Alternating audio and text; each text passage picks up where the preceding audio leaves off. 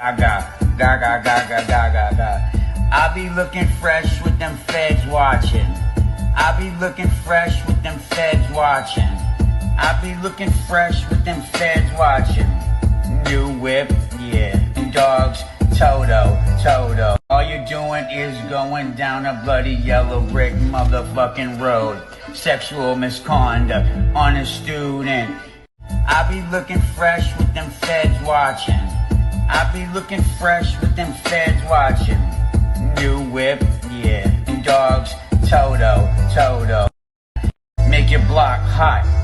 Kettle, buck 40, evil couldn't evil, I be stunting. Paparazzi, put the barrel down your throat. Have you singing Lady Gaga, Gaga, Gaga, Gaga, Gaga. I be looking fresh with them feds watching. Get out of my store, please. You are a loser. My name's Aidan Kearney, known online as Turtleboy, and is a senior editor for TBDailyNews.com. They call me Dr. Turtleboy. It's my preferred pronoun. Daddy. What's up, Daddy? Journalism Jesus. Timothy Kearney. The one and only Turtleboy. Turtleboy. What's up, Slick? The doctor is here. This guy's a bad motherfucker. That's quite the intro. I've broken a lot of major stories. I've been doing it for about 11 years. I used to be a high school teacher. Turtleboy has changed a lot over the years. I was once a blogger, but now I'm much more accurately known as an award-winning journalist, a satirist, and an activist.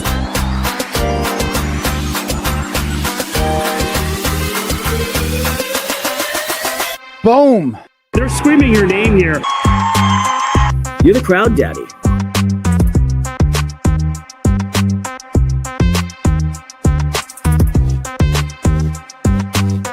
Crazy. People either love me or hate me. Listen, Turtle, all right? But either way, they're watching. Don't make such fun of the criminal justice system.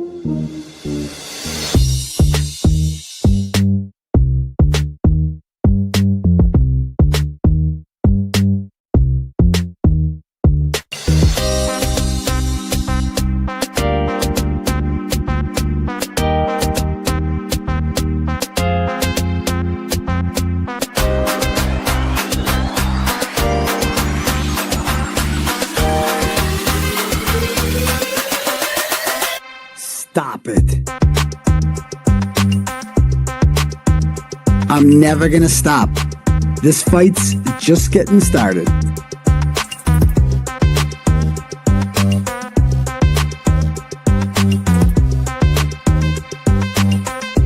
Now let's get this party started.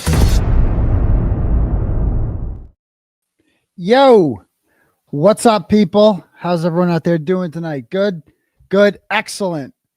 This show was scheduled for 8 o'clock. I tried to do it at 8, just ran out of time.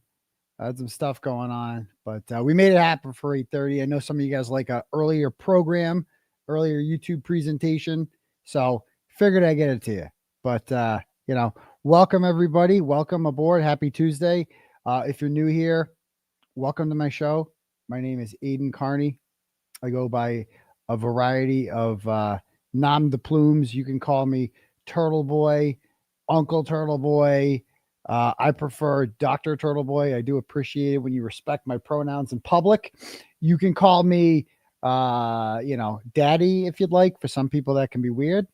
For others, that could be fun and playful and, romantic. But, I understand it's not for everyone. You can call me Fridge Daddy, Crowd Daddy. You can call me Journalism Jesus, Timothy Kearney. I don't care what you call me. Just make sure you're here every Tuesday and Saturday night, usually at 9, sometimes at 8, sometimes at 8:30. Who knows, right? But just be here. Just smash the subscribe button, hit the notification bell, and you'll get updated on it. And you'll know what time we go live then. Speaking of, how many subs are we up to now? Let's see. We are up to,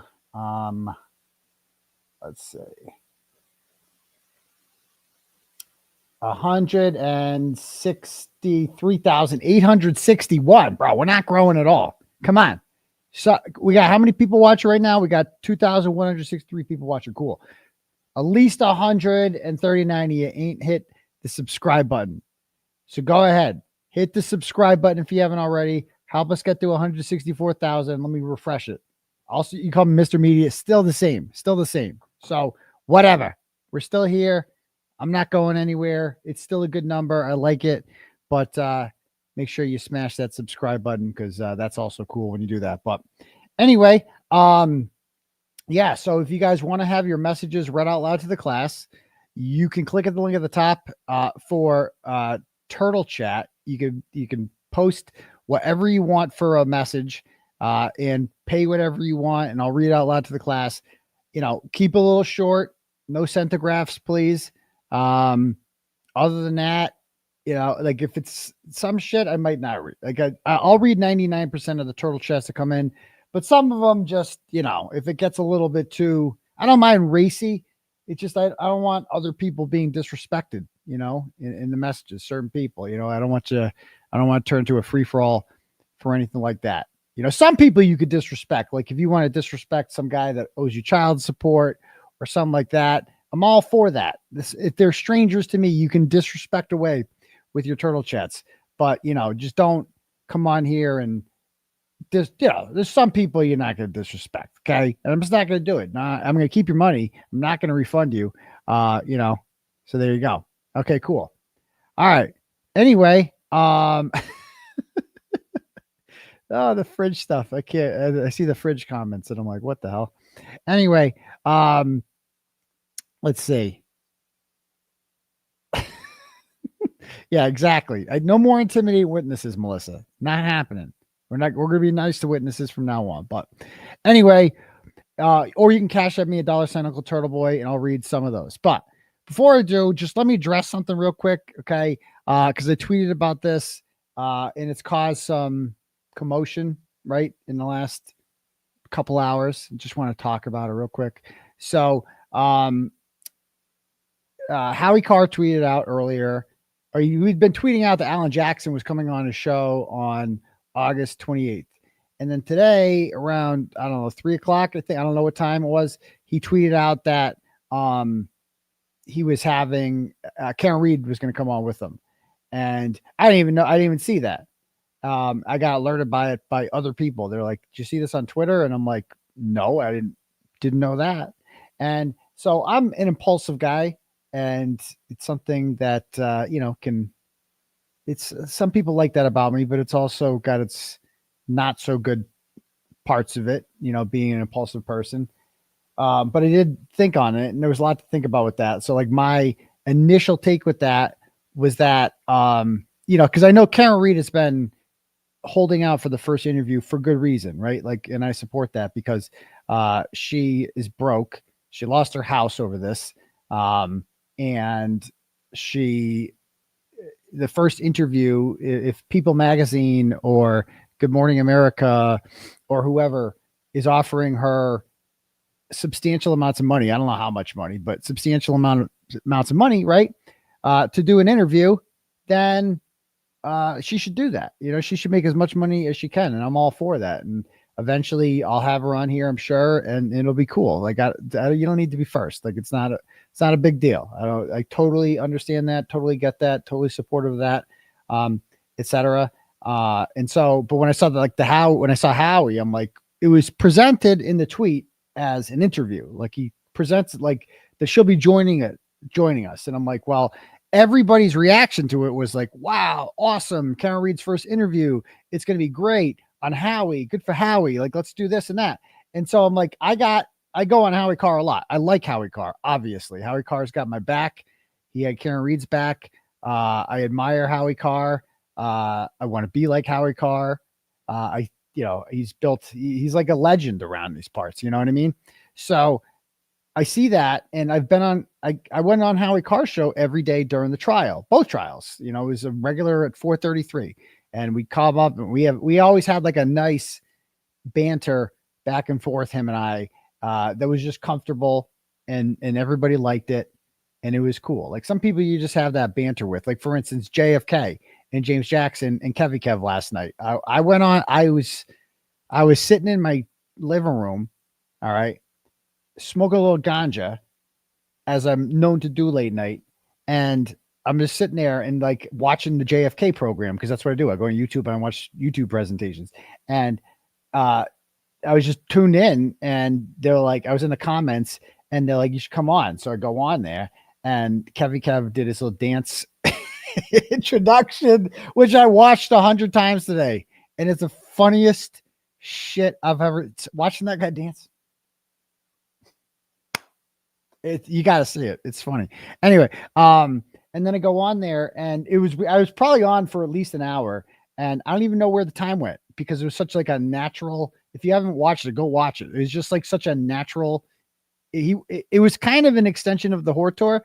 It wasn't like a planned thing, but it was just like such a natural back and forth where it's just like the questions were really good. Like I rarely say that where it's like, bro, JFK is underrated. He asks like really good questions about shit I never thought of before. And I'm like, that's a good question. I kept saying like, that's actually a really good question. I never thought of that. Like he's asking about, like, he's the one that kind of pushed the waterfall video, which I didn't really think that much about before.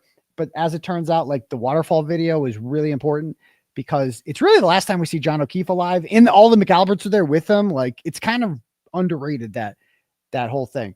And so I'm like, okay. So then I go on, and he just asks, he asked last night about like, he's like, well, what about Julie Albert? And I'm like, nobody ever talks about Julie Albert. What about her? What about Julie Albert you want to talk about? And he's like, do you think that, like she knew about it? Was she in on it because of some comment she made here and there? And like, I'm like, and then we just started talking about that. And I'm like, I never thought about that before. So there was just a lot of good stuff. You go back and watch it. He's really sharp. He's a really sharp guy, that JFK. So he's not just a rapper, he's 39,000 feet above your head. So whatever. So I don't know how I went on the JFK rant there, but what was I talking about before that?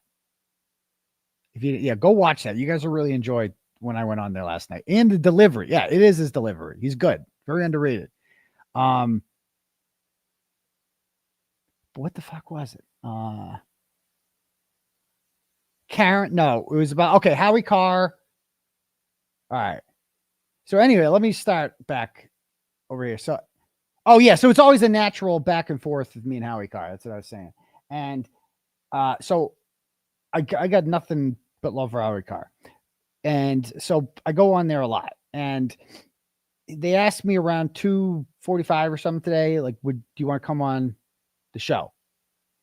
And I said, sure. Okay. And to talk about Proctor, the Proctor hearing. And I'm like, sure. And I hadn't, I didn't see the announcement about Karen Reed yet. And so then I got alerted to it. And I'm like, well, I took a deep breath, and I'm like, okay, what does this mean? And it's like, well, it can't be like an interview because she's going to hold out for money, like as she should.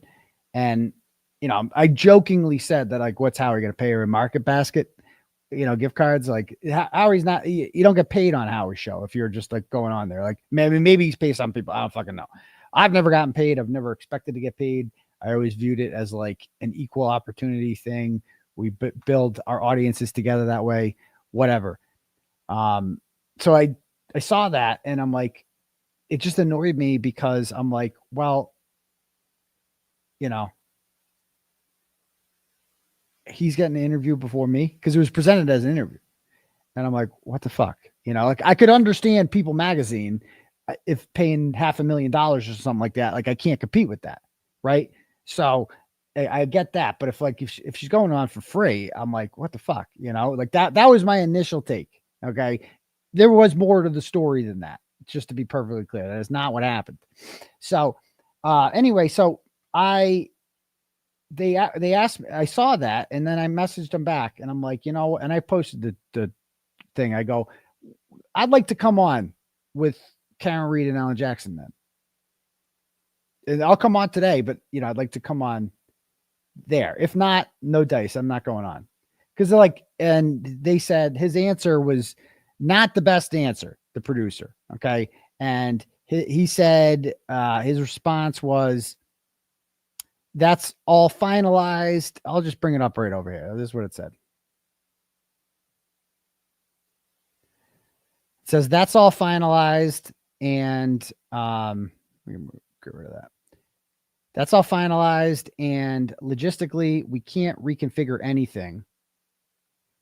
But I understand we'll skip today. Thanks. Okay. So that to me was like, we can't reconfigure anything. What does that mean? Just pull up a chair and put a microphone in. You know what I mean? It was like, it seemed like, what? And I'm just like, I got in my head and I'm like, so I'm good enough to go on every day during the Kearney retrial, talk about it, do that, cross promote, all that. I'm good enough for that, but I'm not good enough for this. Like, that's how I took it. Okay. And I was pissed at first. And honestly, like the more I wasn't going to say anything because I'm like, I don't want to start anything here. And mostly I don't want to give the trolls fodder because they're going to love this shit. They're going to love this and eat your heart out, trolls. That's all you get. That's all you get. Little piece, right? You're not getting the whole thing. So I'm like, I thought about it and then I saw a lot of the reaction to it. And a lot of the reaction to it was like, this is awesome. I can't wait to watch Karen's first interview. And they were my supporters saying this. And there wasn't a single person being like, yo, that's a little fucked up. That's a little fucked up. Don't you think? If I saw people saying that, like, that's a little fucked up, I wouldn't have said a goddamn thing. I wouldn't have, but there was nobody saying it. Right. And like everyone, and I'm like, what, are people fucking tone deaf here? Am I the only one thinking this right now? Am I the only one fucking thinking this right now? They're like, that's a little fucked up. Right. So that's how I took it. And, if you got a problem with that, me feeling that way, let me be very clear. Die in a hole. Fuck all the way off. Okay. I'm entitled to my fucking feelings. I say what I say. I say what's on my mind.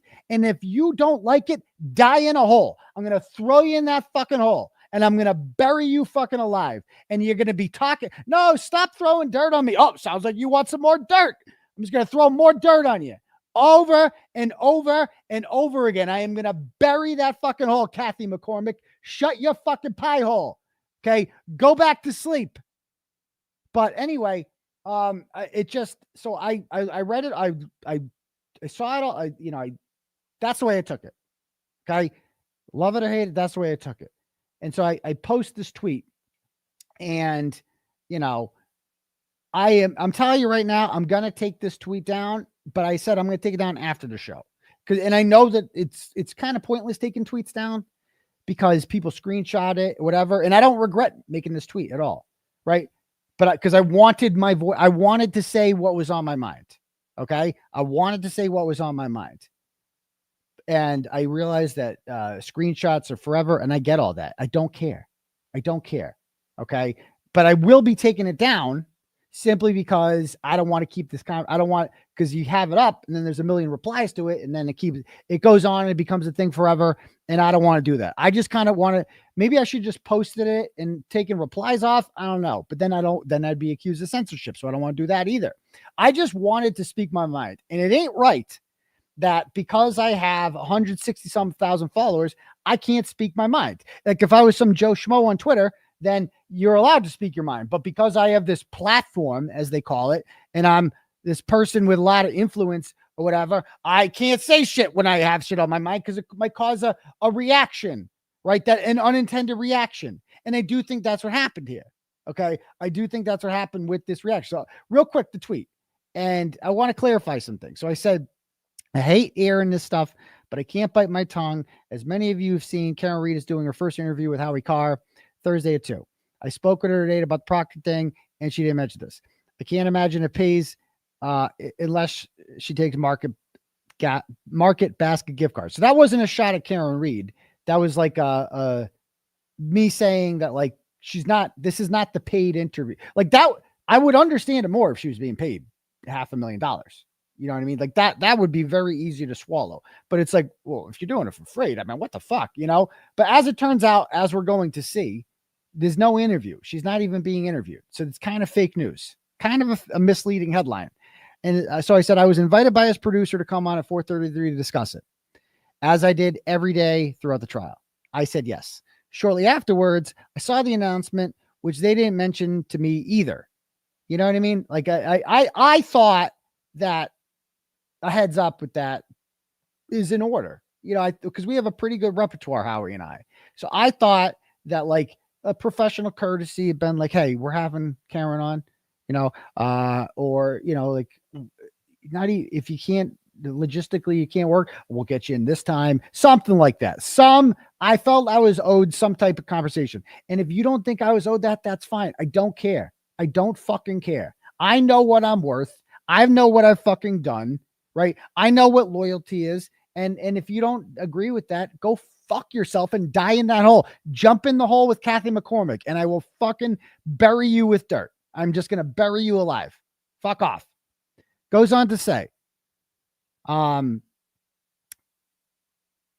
it says, so I'm good. So I said, so I'm good enough to go on every day and drive listeners to the show, but not good enough to be invited on Thursday with Karen and Alan. Nah, I'd have to have no respect for myself at all to be used and treated like that. And that's ultimately what this came down to. It's just like, you can say, oh, I see a lot of the idiots on there responding to it. And they're like, well, you are, over, who do you think you are, Turtleboy, the center of the story? You think this is all about you, Turtleboy? You're not the main story here. Or a lot of people, I appreciate the work Turtleboy's done with this, but he needs to lay off this and just not rock the boat. Okay. First of all, no, don't ever tell me not to talk. Okay. Don't ever tell me not to talk ever.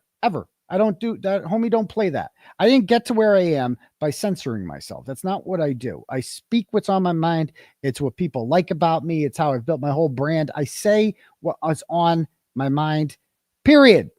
Okay. So, the fact of the matter is, I felt disrespected. Okay. I felt disrespected. And I've always long said that I don't think I'm owed anything. Okay. That I don't think Karen Reed owes me shit, because it was my job to write the story. Okay. It was my job to report on the story, and I liked doing it. It was the right thing to do. It was as just a cause as I can ever get behind. So it was the right thing. And so it doesn't matter. It really doesn't matter. But that's not what's happening here either. Okay. So I didn't do this because I felt I was owed something. However, where I'm come from, it's, this thing called loyalty, right? It's like this crazy concept of people do right by you and then you do right by them. You know what I mean? You make it when it's if you're struggling and someone's helping you out when you're struggling, and then you're all better, and then you don't have to, nobody owes me anything. But it's kind of like an unwritten code. I don't know what fucking planet you people come from where it's just, that's not how it works. That's just how it works where I'm from. Like, people do nice things for you and you don't owe them, but it's nice, period. And that's it. And that's not to say that Karen Reed I want to be very clear about this. I am not upset with Karen Reed because I've seen a lot of anti-Karen Reed blowback in the comments. This is not a shot at Karen Reed at all. Okay. This was a shot at Howie Carr, and maybe I shouldn't have said it. Maybe I should have kept it myself. But I was upset. I felt like disrespected, period. And I'm allowed to feel that way. And I'm allowed to vocalize those feelings, period. And I thought that a courtesy of being like, hey, we're having her on. But we like I thought I was owed something. That's it. And I felt used. I'm like, well, so I'm good enough to come on at 4:33 every day, but I'm not good enough for that. Sorry, it's how I fucking feel. If you don't like it, go fuck yourself. I'm going to say it anyway. Die in a hole. Okay. If you don't like it. So it goes on to say, I proposed to Howie, the producer. No, that I joined them on Thursday. They turned it down because logistically they couldn't reconfigure anything because pulling up a chair and a mic is too much work or something. In other words, they don't want to share the first interview with Karen Reed. Like many others, I am the reason Howie Carr even heard of the Karen Reed case. Okay. He started advocating for her after I was arrested, which I did appreciate. I want to be very clear that I so appreciate the fact that Howie has been behind me. And this is not even Howie. It's like I was talking to his producer. You know what I mean? Howie doesn't even make these decisions. So I like Howie, and I'm always going to like Howie. But people are like, well, why delete then? Because when it's up, that is a catalyst for more. This will just, I know how this goes. This will be a drama post for the next week. And people will continue to leech off of this post because that's how Twitter works. And I don't want to drag this on all week. I just wanted to say what I wanted to say and let people know how I feel. And then that's it. Okay. And then move on. Like, that's it. I don't want to dwell on this. And so I go on to say, which I appreciated, but I was targeted by the state police and sent to jail because of my advocacy and activism in support of Karen Reed in opposition to the corruption of the state police. Like, bro, I did 60 days in jail, period. Like, I'm sorry, you do 60 days in jail, you are entitled to say whatever the fuck you want. You are forever. Like, I am always entitled to that because I lost 60 days of my life. And not only did I lose 60 days of my life, they put me in solitary confinement. Okay. That's what medical was. It was like torture. Like putting you in fucking with people who are shitting themselves, who are batshit crazy insane by your fucking self, but you hear them screaming all night long. You can't sleep. You're on a fucking mattress. You're away from your kids. Yeah, I did all that. And I did. And so because of that, I will say whatever the fuck I want to say forever, for fucking ever. Cause I did that and you didn't. Okay. And the reason that happened isn't because I broke any laws or anything like that. You could blame it on fake victim, all that shit. No. Why was I on bail in the first place? Why was I on bail? Why was I charged with anything in the first place? Because of my activism in journalism with the Karen Reed case. Okay. And it's not new. I've been doing this forever. I have been using the same tactics that I've used with Jennifer McCabe with other subjects of my reporting since 2014. I have been going up to people, getting in their faces, asking them questions, humiliating them, mocking them, ridiculing them, making them objects of public scorn. I have been doing that forever. And it didn't become illegal till I did it in defense of Karen Reed. Okay? Until I took on the Massachusetts State Police. All right? So like I could have just kept writing about Monica Cannon Grant, and I would, or Mike Fucci, or Tyler Falconer, or whatever I was writing about before Karen Reed. I could have kept doing that.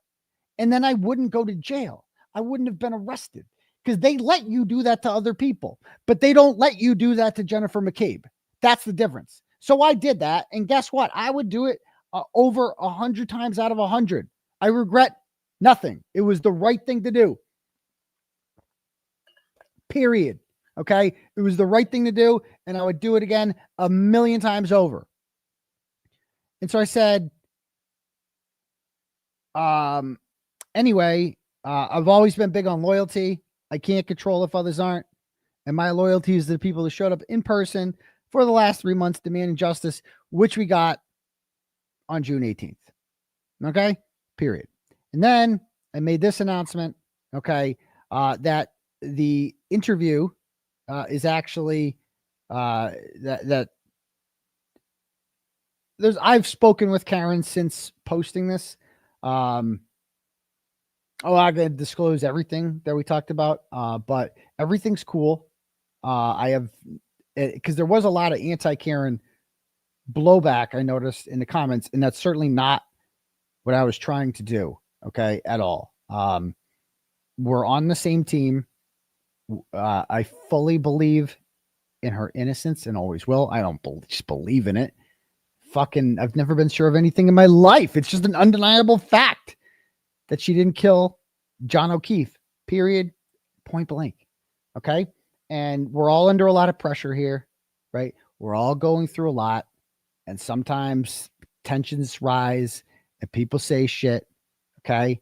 And it is what it is. I'm not sorry about anything that I said. I don't regret it. I'm glad that I said it. I'm glad that I got it off of my chest, because ask Laura from London. She was like, I wouldn't post anything. She always says that to me. I wouldn't post anything.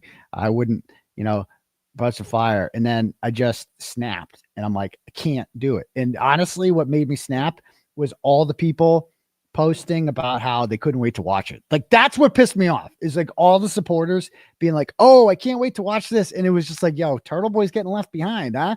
Like, that's the way it felt. And fuck you. I'm human. I felt that way.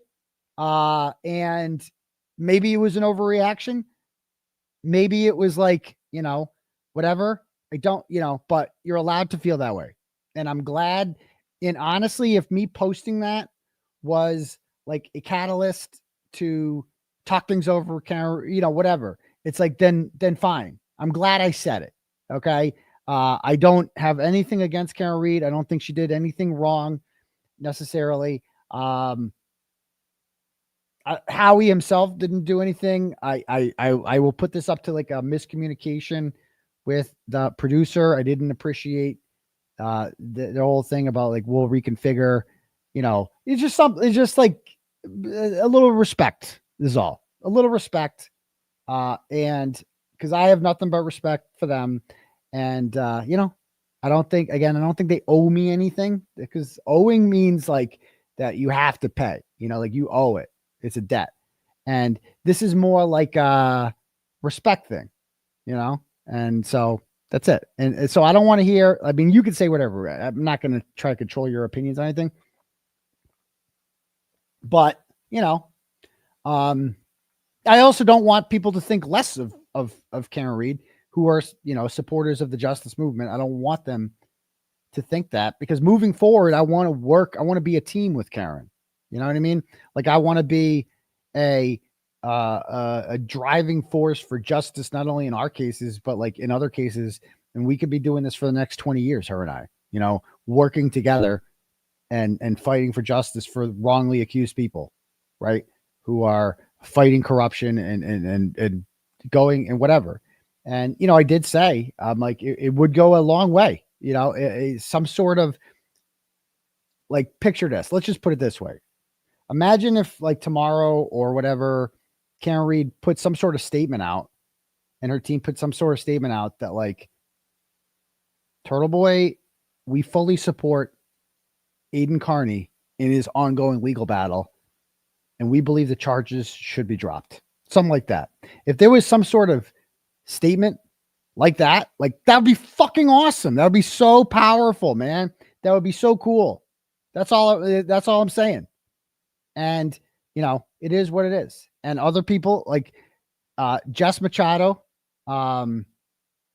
she kind of got the ball rolling there, as she's very opinionated too, about it. And I was glad she said it, because I'm like, that's what I didn't want to say it, because I don't want to sound whiny, but I do feel that way.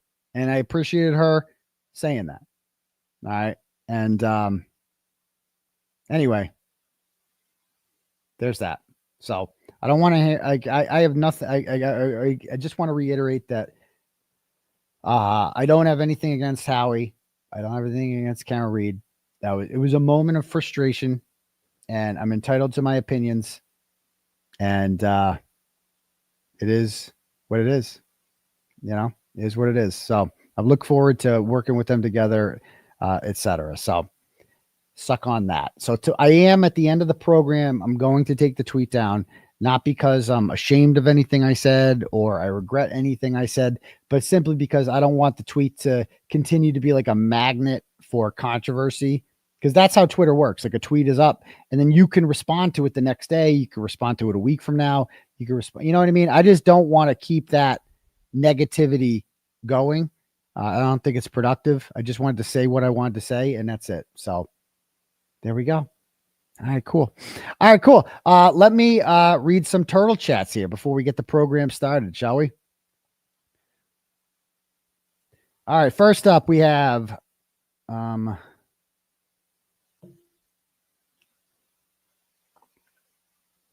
Proctor's Third Chin sends $10 and goes, is there anything you could tell us about the Howie interview with AJ and Karen that was just announced? Oh, I mean, come on. I know he probably sent this before I did a 30-minute rant on that. So yes, there's many things I could say, and I feel like I've said it. Do you know if Karen is doing any better mentally? Yeah, I mean, I think she'll until we know for sure that they're never gonna fucking stop fucking with us. I don't know how, until Michael Morrissey's out of office, I don't know how anyone can ever rest easy Like, I'll feel much better when he's removed from office, which I think is coming soon, because I just think that last year and the year before, Morrissey always had a fundraiser at the end of August, didn't he? Every year. Like, he had a fundraiser. We protested outside there both times. He hasn't had one this year. And I think that's pretty telling, you know? So there's that. Okay, cool. Next.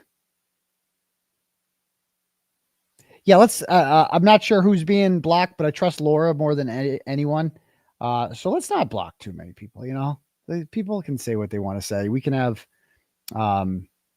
people are entitled to their opinion. They don't need to, you know, not everything has to be positive here towards me. You're allowed to not like me and vocalize that in the comments. It's fine. That's what free speech is all about. All right. Next up, we have Proctor's third chin again. Sends $10 more. He goes, listen, Turtle, I sent that first Turtle chat about Karen's interview before I saw your tweet about it. So I apologize if that seemed tone deaf to your position on it. You deserve all the recognition for your work on this case. You sacrificed so much and deserve better. Much love to you. Free Turtleboy. Yeah, I appreciate that. And again, it was more the reaction of my supporters who were like, yeah, I can't wait for this. And I'm like, what about your boy? You know? So there's that. And fuck you if you don't like that. That's just how I feel. All right, next. Sandra sends $100. Thanks, Sandra. And she goes, I fully support you. You are authentic, a rare breed. Well, thank you, Sandra. I'm pretty authentic. I'll give you that. Like, what you see is what you get with me. I don't hold my tongue. I say what's on my mind. I'm not looking for long-term controversy with anyone, believe it or not. I just want to get along with everyone, but we're human. We're going to butt heads sometimes. We're going to disagree on shit. And I think it's important that you be able to say, you know, if you do disagree with somebody, you should be able to say it. And it's not like the end of the world, you know, not the end of the world. All right. Next, Suzanne. No, I already read the one. No, this is Suzanne sends $10 and she goes, Turtleboy, this is your reminder from your grandma who asked last show to get back into your therapy if you haven't already. Well, thank you. Great. No, I haven't got back in. Thank you for the reminder. This week, I got to go sign up again. It's hard. That's what she said. Next. I be looking fresh sends $10 goes, you're one of the few people on this earth with integrity and no one can take that away from you. Stay fresh, crowd daddy. Well, thank you very much. I be looking fresh. Leanne sends $50 and says, this is money for your shovel fund. Nice. Looks like you'll be throwing all the dirt in the hole. Bury those bitches. Will do. I appreciate that, Leanne. We're going to need a bigger hole. Danielle sends $5 goes, hi, Turtle, aka Big Daddy, as you will be known in my house, from Oregon. Keep up the good work. Keep fighting. Respect you. Well, thank you very much, Danielle from Oregon. I appreciate that. Kristen sends $10 goes, don't underestimate Georgia Kappelman because she didn't decimate Wendi Adelson on the stand. It wouldn't be smart of her to destroy her own witness, who she's going to use to convict Donna. Georgia is staying the course and is strategic and focused. Well, I disagree on that because Alan Jackson destroyed Kelly Deaver and that was his own witness, right? And, you know, even Hank destroyed his own witnesses several times. But, you know, we're going to talk about the Adelson trial tonight. But like, what did she accomplish with Wendi? Like, that's what I don't, like, she's trying to convict Donna Adelson, right? So you need to make it seem, she needs to make it seem like Donna is the person who orchestrated the murder of Dan Markell. And I'm not sure how she did that. Like, I don't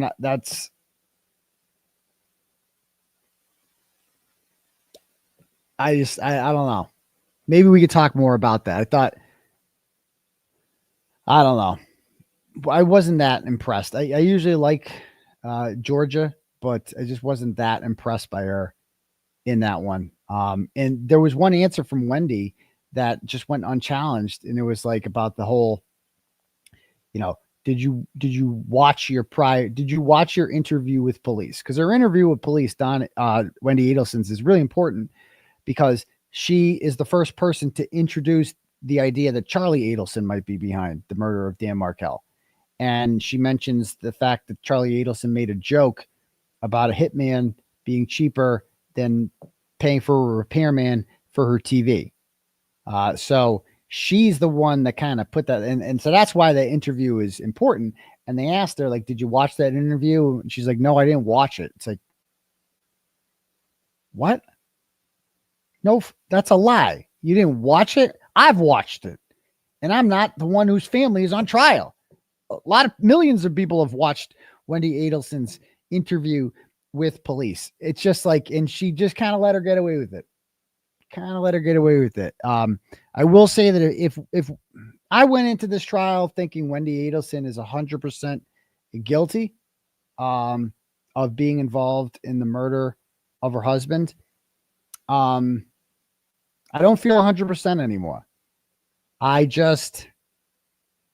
If she's actually involved, she is one of the smartest criminal masterminds ever, if she's involved, because there is no trace of her being involved. There's motive.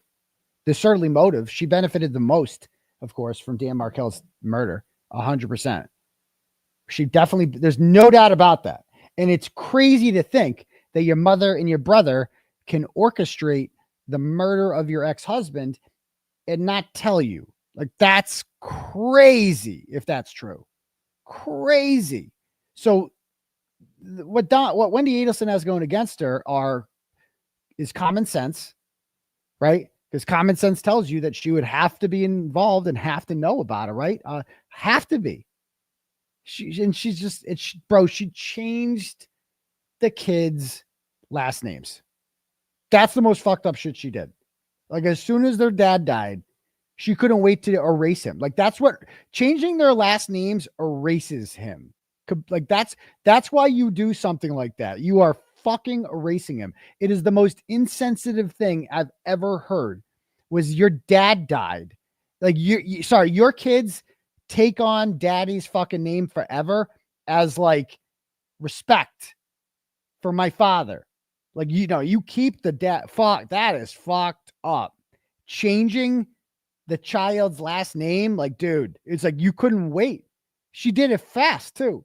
Like, she couldn't wait to just erase him. You are just erasing the existence of Danny Markel when you change the kids' last names like that. Like, that was evil. So, like, I was convinced going into this trial that she's evil. She's like a better looking Jen McCabe. She doesn't look as good as she did in the last trial. She's not looking as good. The hair is not good. Subpar. But she looks stressed, and I don't know. But like, there is what evidence they got on her that we know of. There's no wire. Like, they got Donna and Charlie all over the wire. They got fucking tapes on tapes and tapes of them using code words and describing this. And they got nothing on Wendi. They have nothing. They have a bunch of emails between Wendi and Donna, in which Donna's doing most of the talking and most of the whatever, So I don't know what they got on. They have the shit we've heard. What shit? Ooh, interesting.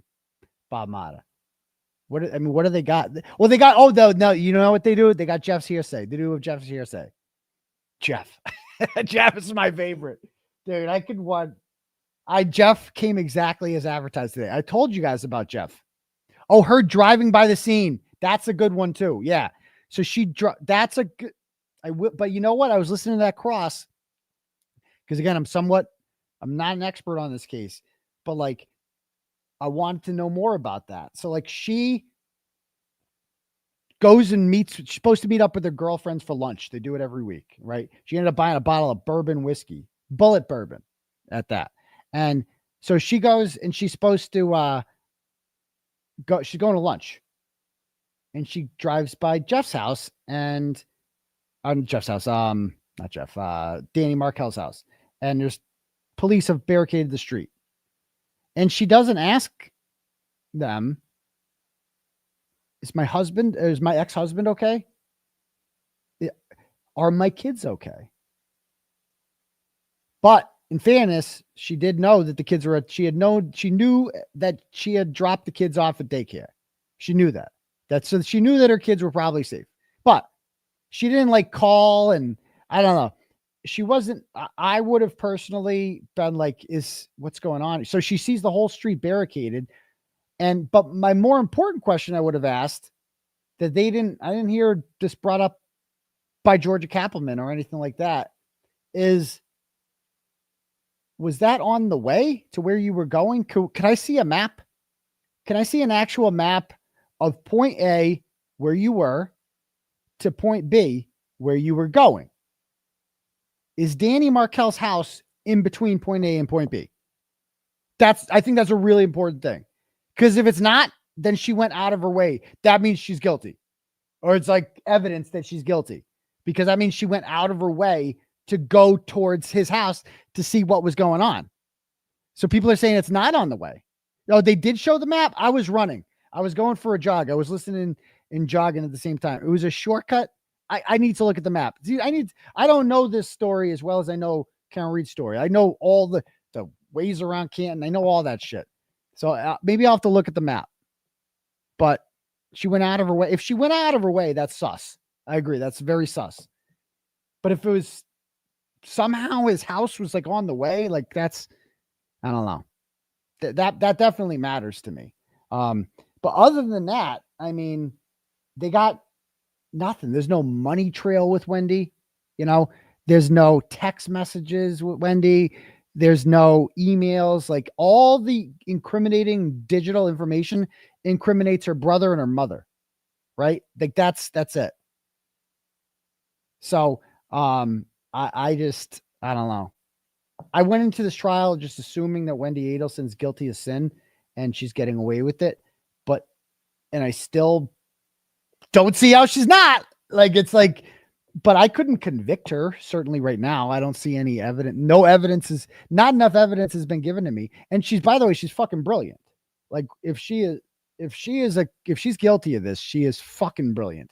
Like that means that she has known ahead of time how to stay off a fucking phone.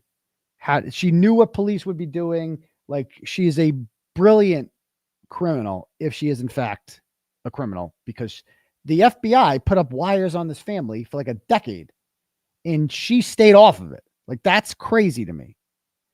And then the bump. Yeah, the bump. I don't like how after the bump, Donna says to Charlie about the bump, it's about you and me. Yeah, that's a good point. She does say that during the bump, after the bump.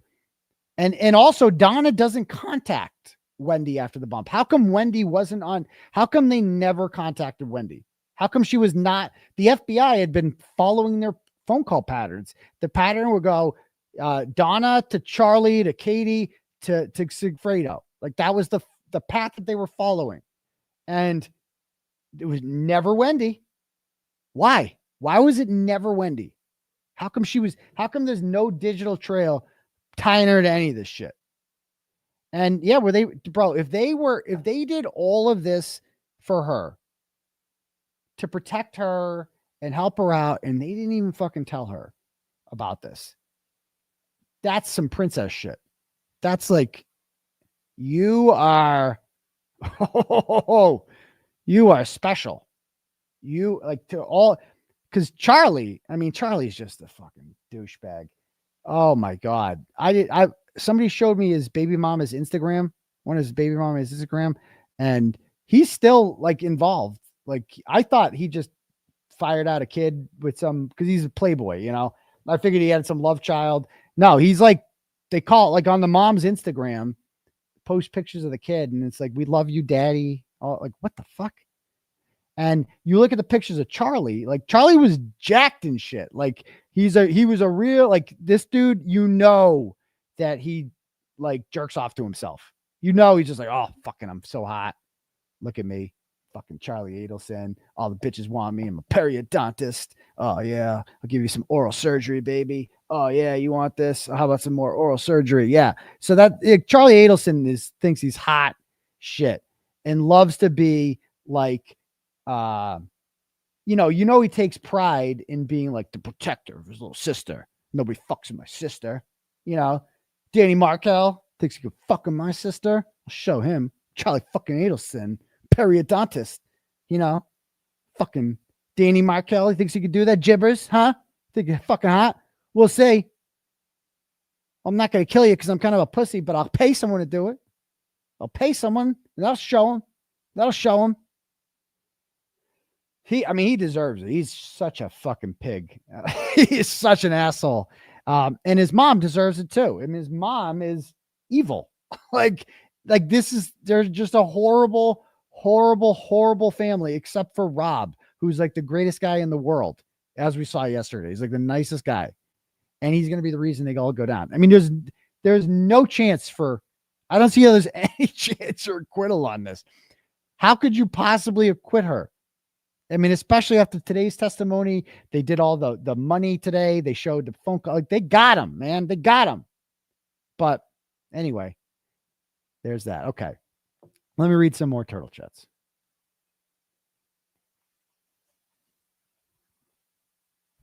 Next up, we got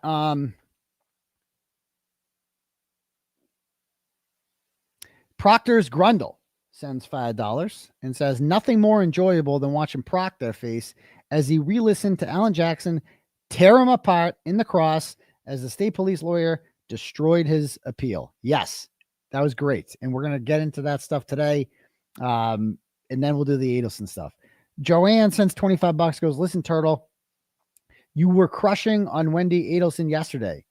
Wendi bad Wendi. No more crazy bitches for you. P.S. You're still my favorite. I mean, that's my problem is I'm attracted to women like Wendi Adelson. It's my fatal flaw, you know? And because I can't help it. She's sexy. I can't help that. There's nothing I can do about that. And just the way she carries herself is sexy. Just the way, I mean, look what she's done to poor Jeff. Jeff remembers every fucking day of his very brief relationship with Wendi Adelson. Like he loves talking about it. He loves whenever an Adelson is on trial for something, which is frequently, he's like, oh, great. I get to go on the stand and talk about the greatest 3 months of my life that I'll never forget. The time when I was having crazy, wild sex with this good looking whore named Wendi, who fucked with my head a lot, but like I couldn't stop fucking her because I've never had sex like that before. You know, fridge sex, like kind of shit, like crazy shit. And because you look at Jeff and you're like, oh, this poor guy. We need to get Jeff laid. We need to find Jeff a nice whore. I don't know if he's married or what. Maybe if he's married, he should just stay married. But if he's like a single guy, you know, we all need to chip in, I think, and get Jeff a nice hooker. Not one of those mean hookers, like not crack addicted ones, like a real nice hooker, couple grand. And, you know, that she can't have any addictions or stretch marks or anything like that. Like, let's find him a nice quality hooker. That's what Jeff needs. I'm just saying. Anyway, next.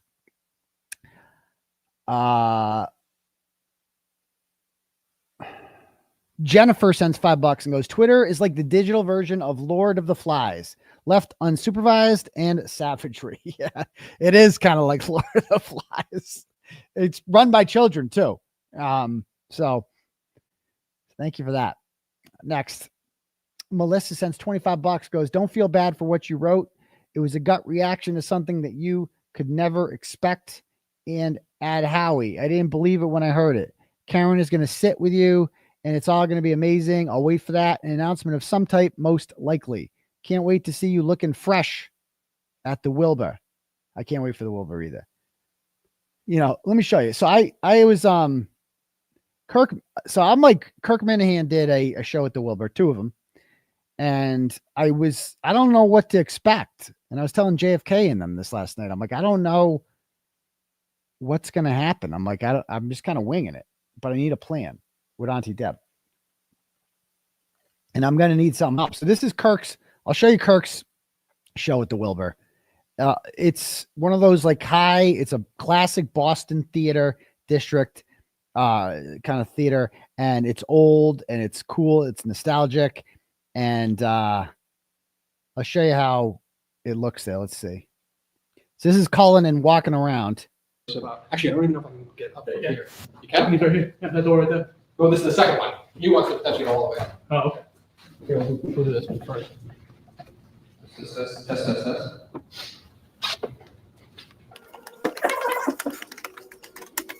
Test. 1, 2, 3, 1, 2, 3. I'm gonna test with like this blocking it. Testing 1, 2, 3. Testing. I think that's like the second. So this is the second level. We've sold out the whole bottom. The whole bottom sold out. We've sold, I think, over 700 tickets.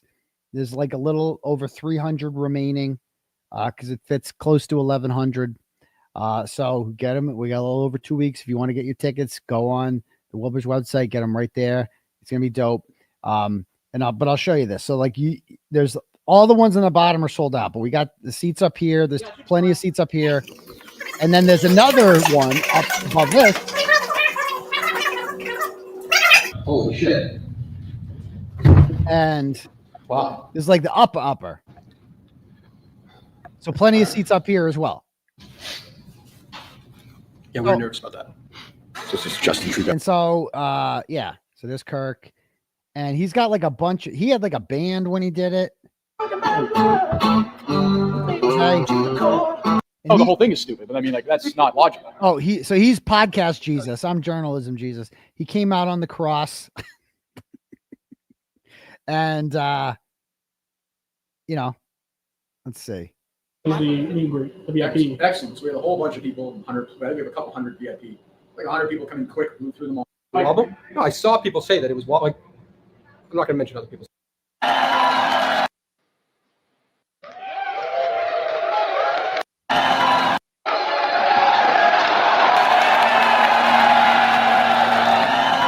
No, I'm not coming out on a cross.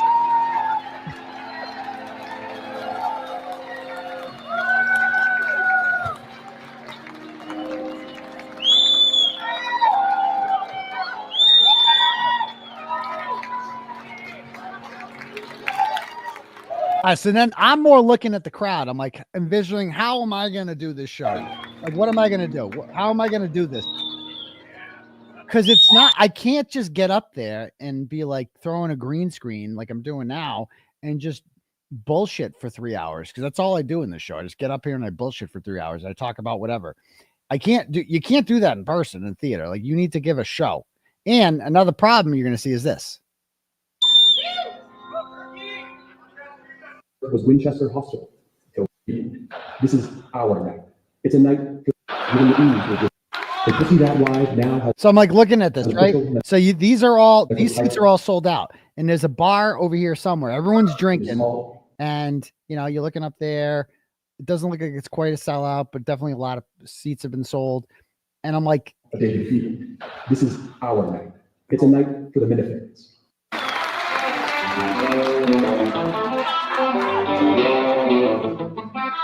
Oh, I can't just get up there. My point is everyone's drinking. And when I did a show in Taunton last April, we did a fundraiser right before the trial started, and everyone was drinking. And I did a show. Like I broadcast from there and did a show, and no one was listening to me in person because it's just how it works. Everyone's drinking. Like, people aren't going to just shut up. Like, people want to have a good time. They want to talk a little bit. You can't talk the whole time, obviously. I'm putting on a show. But like, when alcohol is involved, you cannot expect people to be quiet. It's just not going to happen. So I'm not just going to sit up there with Auntie Deb for 2 hours and just like, have a conversation back and forth, whatever. Like, it needs to be entertainment. It needs to be a show. We need to do a rap. Like, we need to sing songs. We need to do something. And you got to get in the crowd. I'll show you what he does here. Just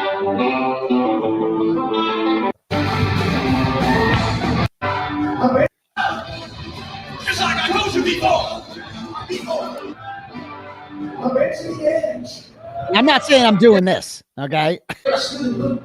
Fucking Minifans. I'm not doing this, but it does add a lot. Like, when you're in the crowd, when you go into the crowd's more into it, right? I just don't want to be on stage the whole time. I want to go into the crowd. I want to walk around. I want to talk to people. I want to interview them. I want to ask questions, whatever. Like we'll figure it out. Or like Auntie Deb goes in the crowd and he speaks to people. We have a conversation back and forth that way. Bring people on stage. So like if you have ideas for the Wilbur show about what we should do, let me know. Like how can if you were at the show, what would you want to see? Like what should we do for 2 hours? We're going to have a 2-hour show. What should we do for 2 hours? And as you saw, he's got a bunch of people on stage. So it's just me and Auntie Deb. We might need more people. I don't know what else we're going to do. But it did look like a fun show. Like his fans had a great time,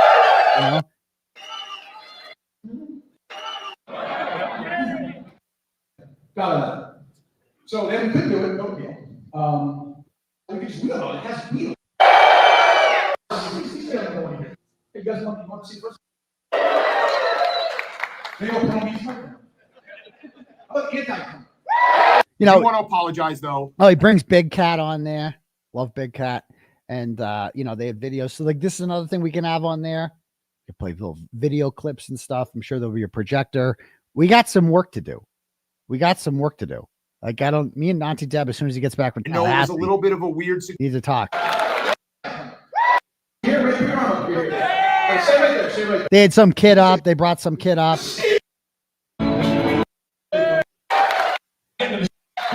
Anyway, you guys get my point here. So I did watch that because I'm like trying to like study this and figure out what I'm going to do and brainstorm this because we're like a little over 2 weeks away from the Wilbur show. And, I don't get nervous. Like Alan Jack says, I make people nervous. I get up here and when Alan Jackson was on, I had 45,000 people watching and I wasn't the least bit nervous. It meant nothing to me. It was like talk because I'm alone here right now. You know what I mean? It's like, but when they're actually in front of you, like it's a little bit different. It was a little bit different. So I can't just wing it. So I'd be lying if I said I wasn't a little nervous, but I'll be okay. We'll be okay. Okay. All right, next. Oh yeah, we gotta get Mike Gianetti. That'd be a fun one. Melissa sends $25 and goes, no, I already read that one.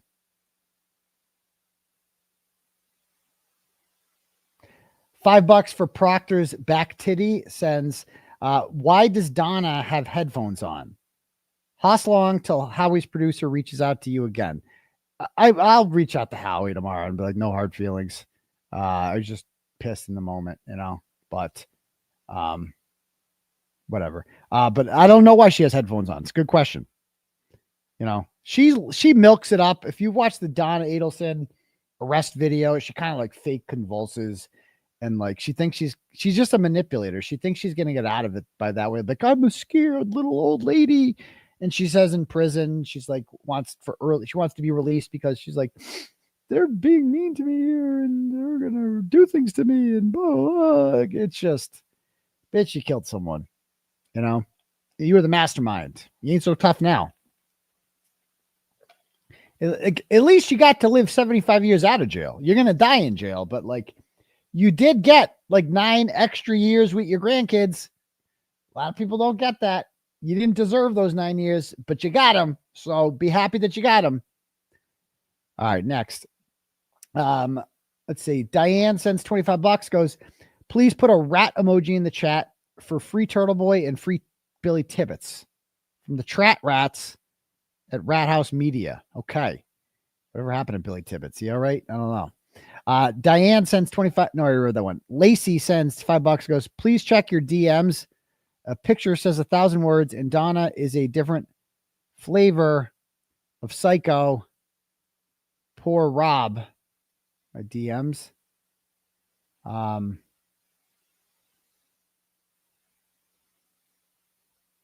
Oh yes, I've seen that. Her whole like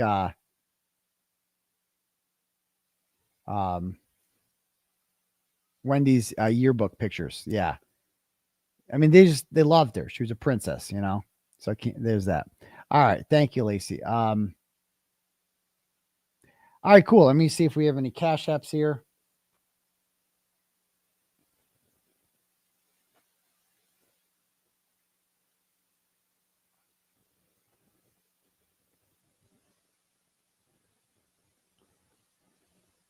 All right, we got I think we got it to 7 loads. How's everyone doing tonight, by the way? Good. Kevin sends $25 and says, if you need a cage dancer at the Wilbur, let me know. Is that Kev? I don't know. Thank you, Kevin. Appreciate that. Melanie sends $5 and says, on a scale of 1 to 10, how mentally ill is McDonough? He's not even mentally ill. He's just a liar, Melanie. He's a dishonest person. He was lying today about Proctor. He's like, oh, I was right. That the lawyer today confirmed that Proctor was fired on July 1st. It's like, bro, he says, I played the clip. He says he was fired in March of 2025. What are you talking about, McDonough? You're just making shit up. So thank you. Thank you very much. Casey sends $5, goes, how did you get the name Aidan? My mama gave it to me, actually. Like a lot of other people, my mom gave me a name when I came out of the womb. And it was, I will say this, there's a lot of little boogers these days named Aidan. A lot of kids are named Aidan. But when I was a kid, I hated my name because I was the only Aidan. There were no other Aidans. And I really hated my name. I wanted to be named anything but Aidan. I fucking hated it. Now everyone's named Aidan. But back in the day, I wanted to be Mike so badly. I'm like, why can't my name be Mike? Everybody, all the cool kids are named Mike, and I'm fucking Aidan. Ugh. Thanks, Mom. But yeah. All right, thanks. Next up, Marjorie sends $50, and she goes, forever loyal to any direction you go, Daddy. Well, thank you very much, Marjorie. Marjorie's a really nice lady whose dog was one of the victims of Tyler Falconer and Falco Canine. She's actually the loudest whistleblower there was, who she got my attention with that story. She had been contacting the media to no avail about what was happening at Falco Canine for a couple of years, and they weren't doing anything about it. And then I found one of her 2-year-old Facebook posts, and that was kind of like the catalyst of me looking into this whole thing. And as it turns out, she wasn't the only victim at all. Barry Lewis, my guy Barry, earlier today sent $129 and says, justice for John and pray for Mikey. Yes. I think you Boston Mikey we talking about? Yes. God bless you, Mikey. We love you, Boston Mike. You're going to get through this, my dude. You got this, man. Okay, cool. All right. If anyone else wants their message read aloud to the class, click at the link at the top for Turtle Chat, or you can cash at me at $ Uncle Turtleboy, and we can do it that way. Okay. Let's see here.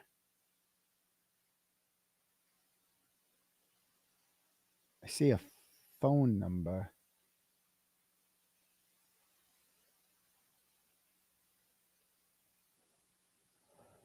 Okay. All right. Let's start with the Proctor hearing, shall we?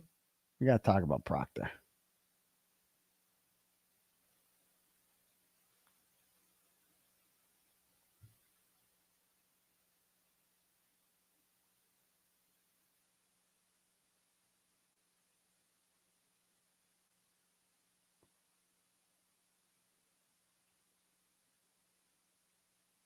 Did you guys watch this whole thing today? I was trying to go back and forth between Proctor and Adelson, but let's watch some of this. So first of all,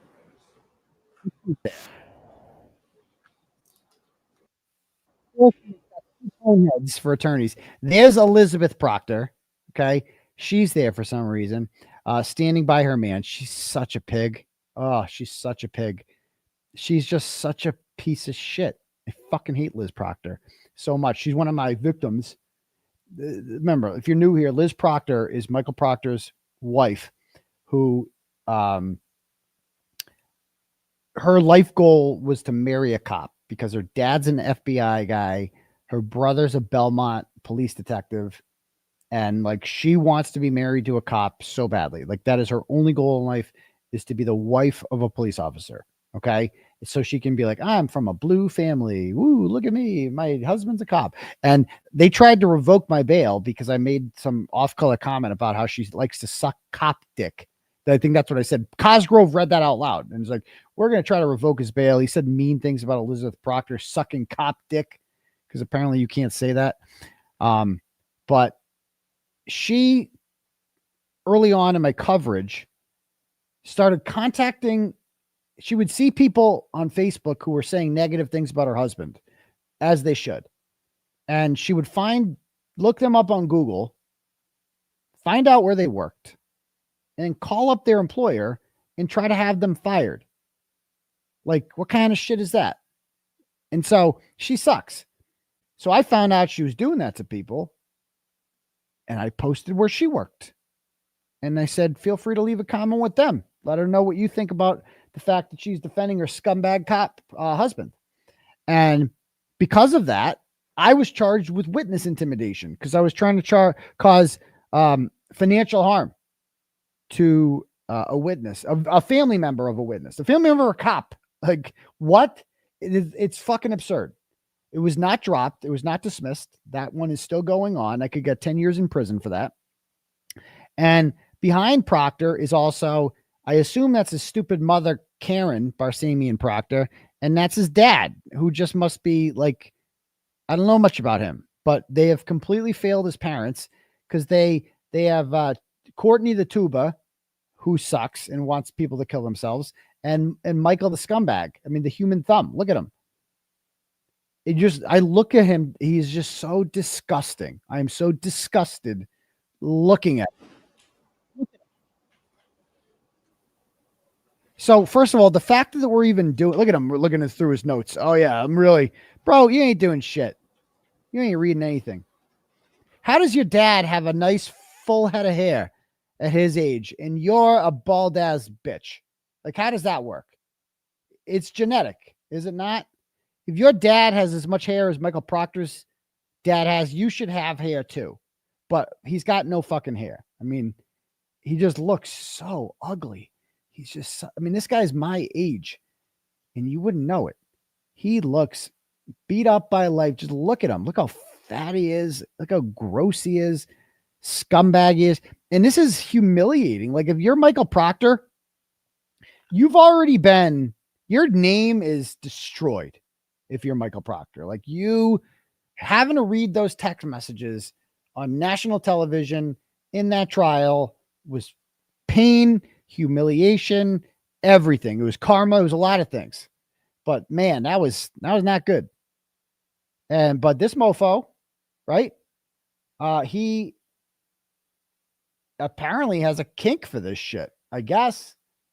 Because he wants to keep reliving this. He wants to, like, if I was him, I would just disappear and whatever, start a new life under the sea or some shit like that. Live with the crabs. I don't know. Go live with the trash people and Walking Dead. Do something, but not Proctor though. Mikey's like, I still want to be a cop because his wife wants to be married to a cop. And so this is all he's got. And so he's like desperately, he thinks he's going to get his job back. Will he? I don't know. I don't know how this works. I'll tell you one thing though. The African-American lady with the accent, she doesn't seem like a fan. If they have to win her over, I think they have an uphill battle. So he's got to go and do this to himself again. And you're going to read, like, how despicable are you? How are you not embarrassed and humiliated? And it's, these people are just so, they're delusional. They think that, like, them going on TV with Matt Gutman and thinking like, this is a good idea. Yeah, we'll win people over if we go on here and do this. They didn't win any, like, not a single person out there was like, wow, that's a compelling point brought up by Michael Proctor. I see him in a much different light now. There's no coming back from this at all. He needs to realize that there's no coming back from this. You're done. And they don't want you. They also don't want him. Like, why would you want to work for a department that's like, yeah, we fired you? And they're the state police. They don't fire anyone. You can get away with anything on the state police. Bukaki still works there. Tully still works there. You're gone. because you're the scapegoat for this, right? Like you're the reason Karen Reed is exonerated. You're the reason the bad guys, and that's the bigger thing. Like what he did to Karen Reed is wrong, and those text messages are horrible. But the bigger crime that Michael Proctor committed is because of him, murderers are walking free. That's what's really fucked about this. Like, you don't just kill once. You got a taste for that shit. If you have it in you to kill, you might not stop. And the lesson they've learned is they can get away with murder. Oh, yes, they can. Young Colin, he can get away with anything. And they are just like, whatever. Oh, and by the way, do you guys see this? I have a little hot tip here. We found out about Higgy Bear. You can check with the Registry of Deeds on this. I'm pretty sure it'll be publicly available information. Higgy Bear, about a week or so ago, he got a homestead on his house. You know why you get a homestead? Because you think you're getting sued. There's no other way to put that. Like a homestead is like, if you get sued, they can't take your house if they win. So he got a homestead on his house down the Cape.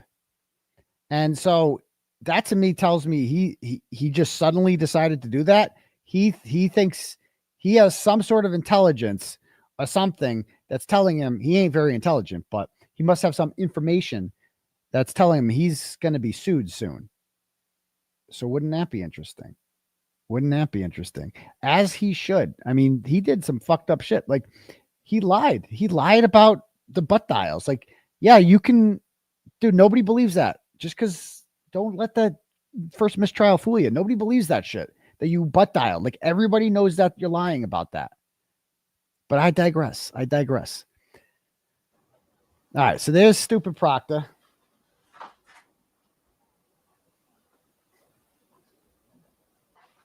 All right. Pretending to be reading shit. Okay. There's the attorney that calls me Mr. Media. All right. We'll fast forward here. August 27th. Oh, here she is. My name is Angela C. McConney, M-C-C-O-N-N-E-Y. I am a commissioner with the Massachusetts Civil Service Commission. With me today is Rob Quinan, Q-U-I-N-A-N, the General Counsel of the Commission. The time is approximately 9:30 a.m. on August 26, 2025. This first day of hearing is being held in person at the offices of the Civil Service Commission, 22nd and 085. Seated and introduce yourselves and spell your names for. Thank you very much, Mr. Russell. The respondent in this matter is the Massachusetts Department of State Police. Look at him. I again ask that counsel for the department stay seated. Introduce yourselves and spell your names for the record. And spell your last name, Mr. Green. G-R-E-E-N. Thank you very much, Mr. Green. Sections 41. Under the burden shifts to the appellant to show 801 CMR formal rules with provisions of Chapter 31 taking precedence over any. I ask that counsel for the department again, please stay seated. Introduce yourselves and spell your name. Hearing being conducted by a hearing officer. As such, it is my responsibility to make rulings. Can this wait on that, please? It can. It concerns the sequestration order. Able microphones. I'm asking counsel as well as witnesses to please stay seated while speaking, to speak loudly and clearly and avoid any crosstalk. Please allow questions to be completed before objecting. At this time, I ask that counsel for the Department of State Police proceed with an opening statement to be followed by an opening statement by counsel for the appellant. I will ask Mr. Quinan to please keep the time. Commissioner Carney, may I just make a statement for the record regarding the procedure? Is this something separate from the motions that I had yesterday? No. Yes, it is. Yes. Can this wait on that, please? Oh, yeah. It can. It concerns the sequestration order. If anyone is going to testify, or you think they will, they shouldn't interrupt. No, the difficulty is the fact that we're here at the request of the commission to start this. I can't stop looking at his fucking head. I can't. It's like a gigantic watermelon or something. I mean, look at that thing. Why does it look like that? It's so distracting. Anyway, this is where she gets in beef with this dude. Process today, despite the fact that we're awaiting discovery from the department, as you know, and we don't know who all our witnesses. Yes, if I'm speaking, don't speak. Sorry. Oh. If you have anyone who is a potential witness, they should not be in this room. That's all I can say. And because we don't have our discovery, we don't know at this point who all of our witnesses are. I can't advise you how to conduct your case. I'm sorry? I can't advise you how to conduct your case. Mr. Carney, can you please proceed? Well, that's a good start. That's a good start. Your lawyer's already getting yelled. I'm telling you, that if it's up to that lady, he ain't getting his job back. That woman is not giving him his job back.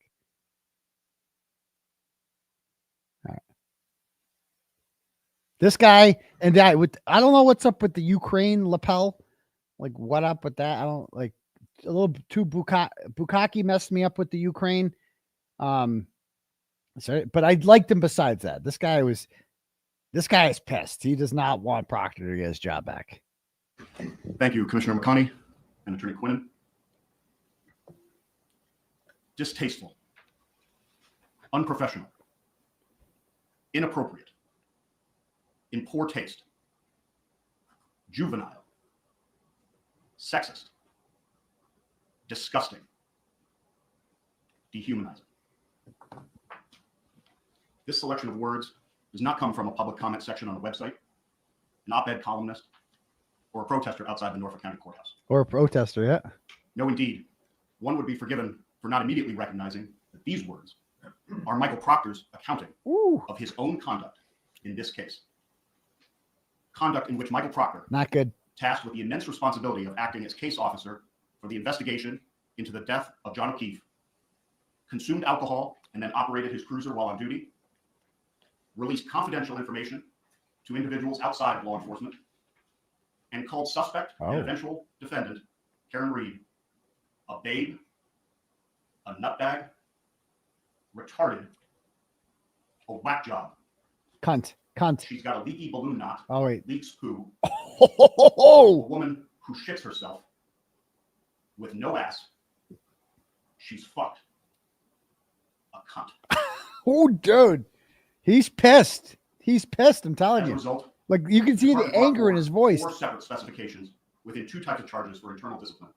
And in March, Colonel Noble terminated Michael Proctor's employment. Not good.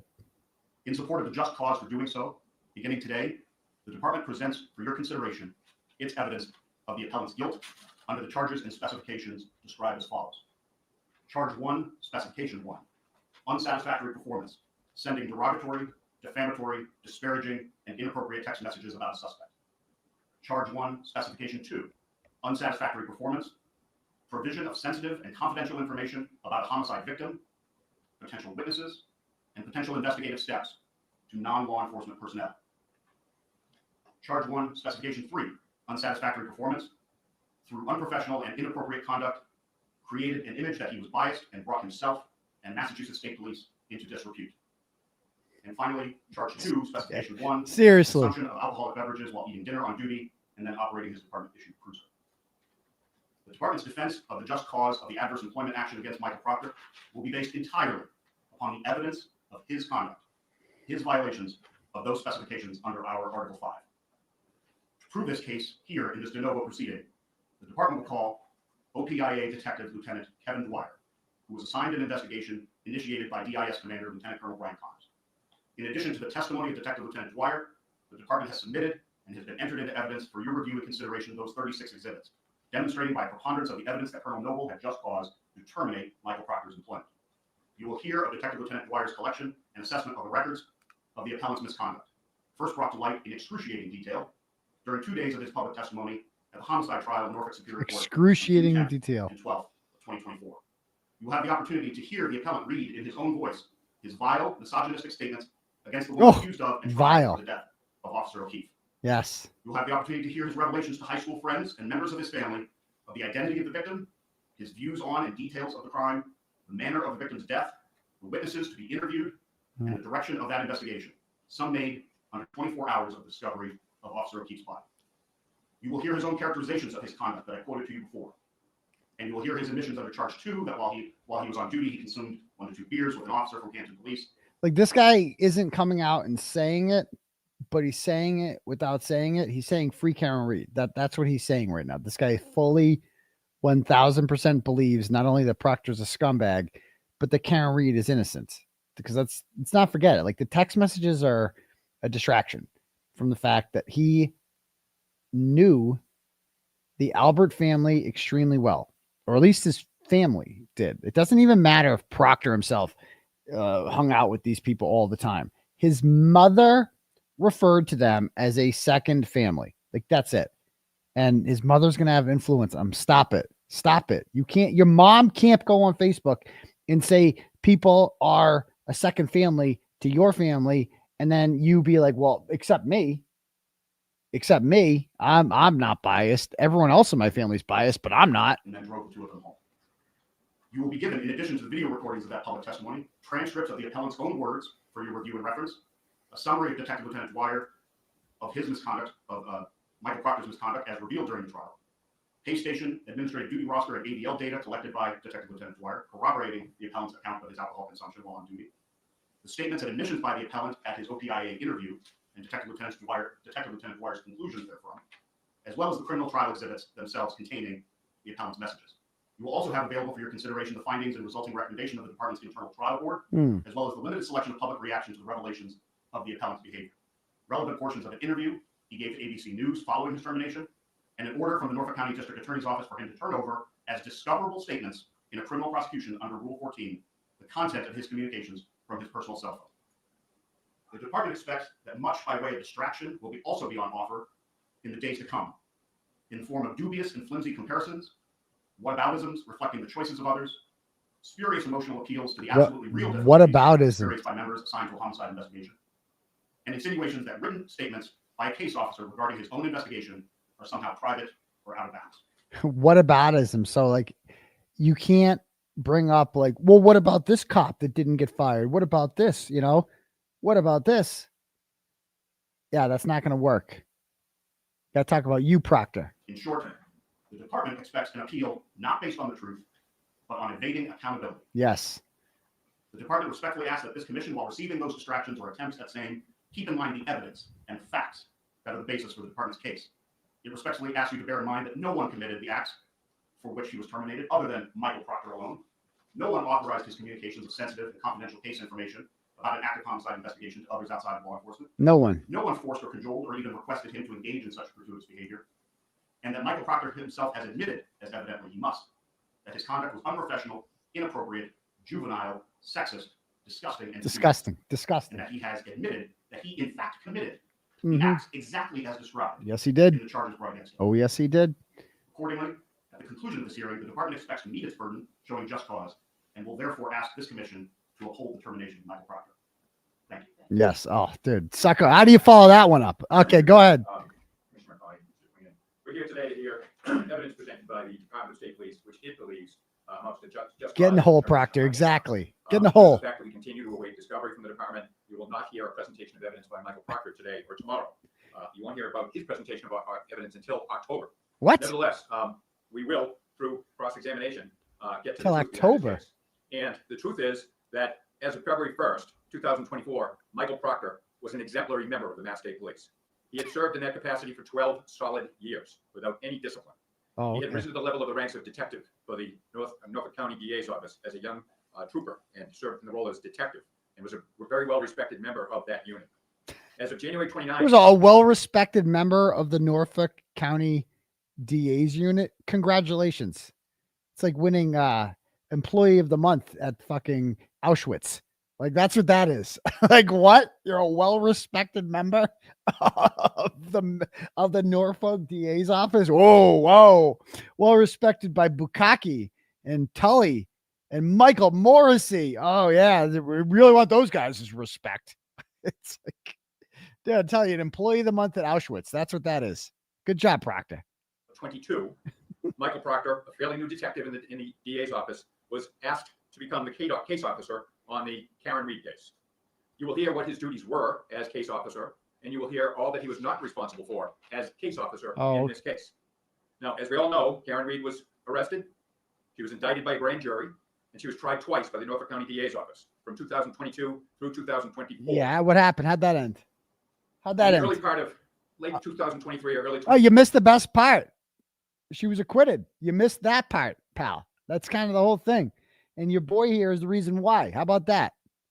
Just saying. For the defense in the Karen Reed case, convinced the U.S. Attorney's Office to open an investigation into a theory of a grand conspiracy against Ms. Reed. Yeah, they convinced. Yeah, they convinced the FBI to do it because you can just go call 1-800-FBI and be like, "Hey, can you investigate the people investigating me?" And they'll drop everything and just, "Oh yes, sir," right away. Yeah, because that's a thing. Good job. Of law enforcement and others.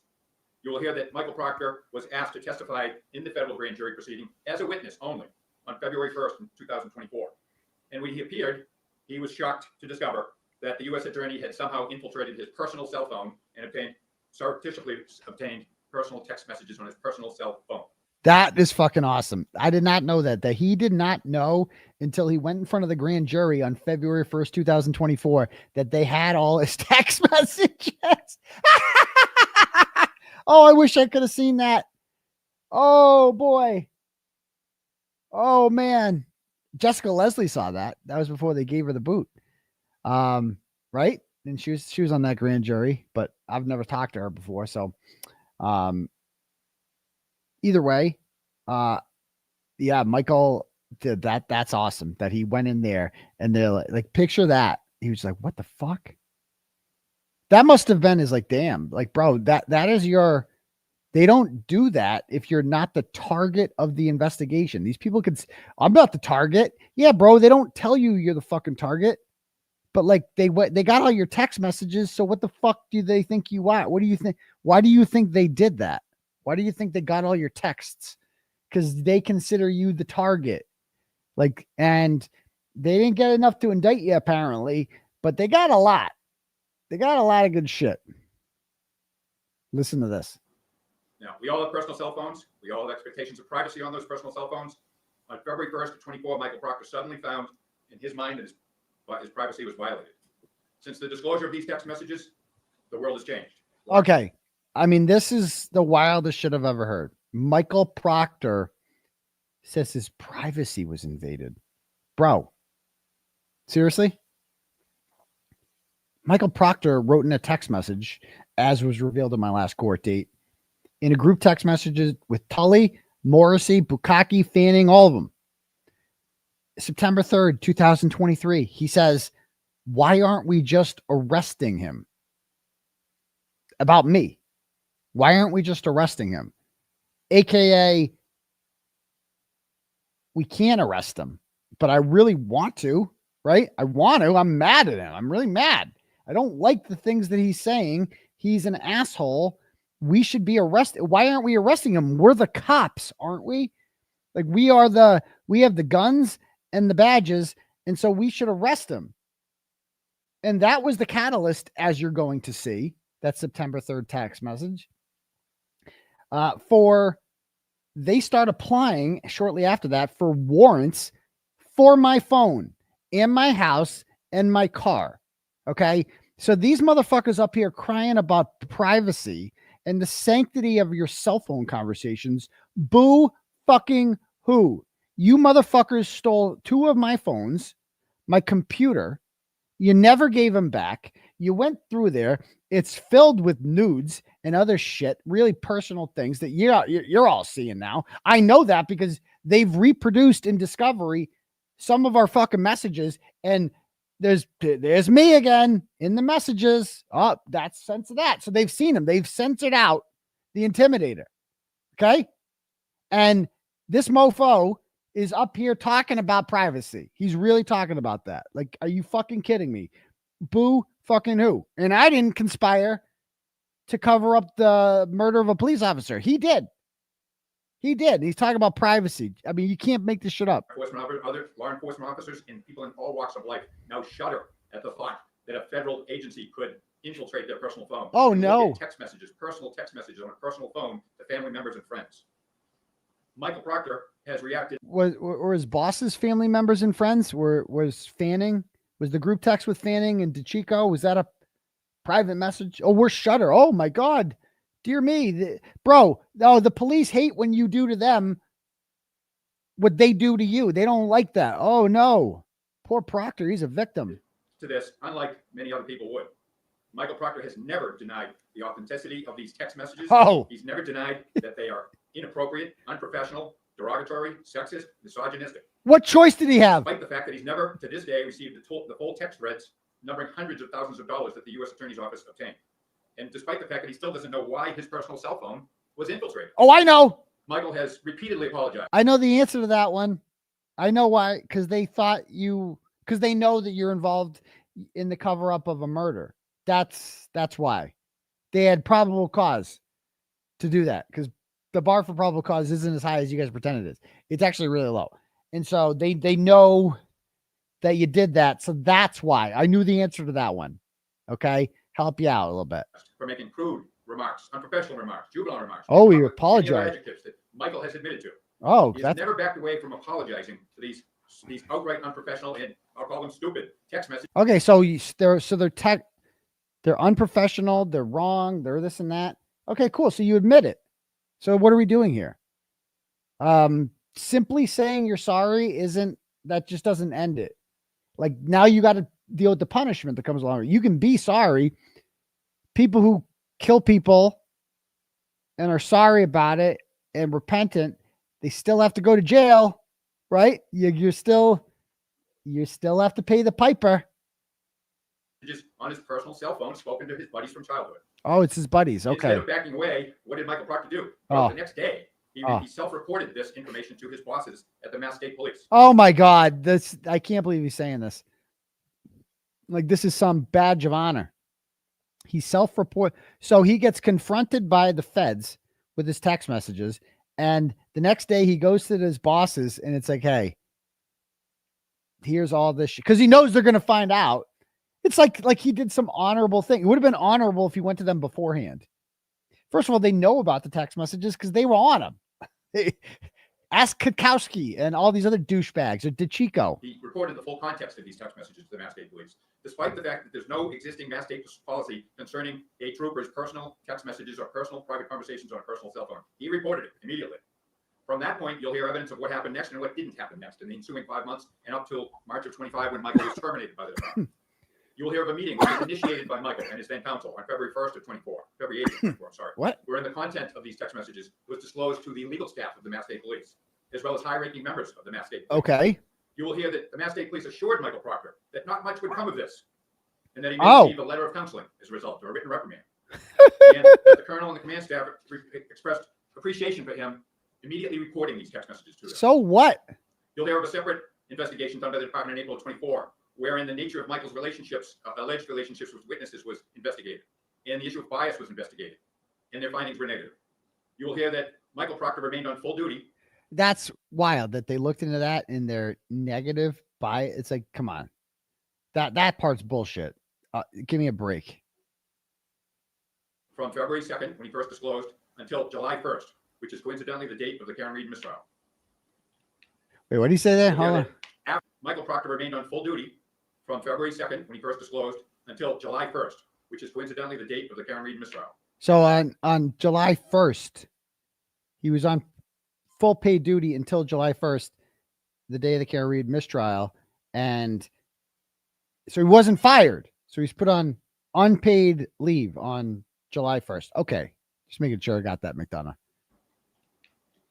You'll hear that after that mistrial, that unfortunate date for Mike Proctor, July 1st of 24, the witch hunt for Michael Proctor began. He was relieved of duty within hours after that mistrial.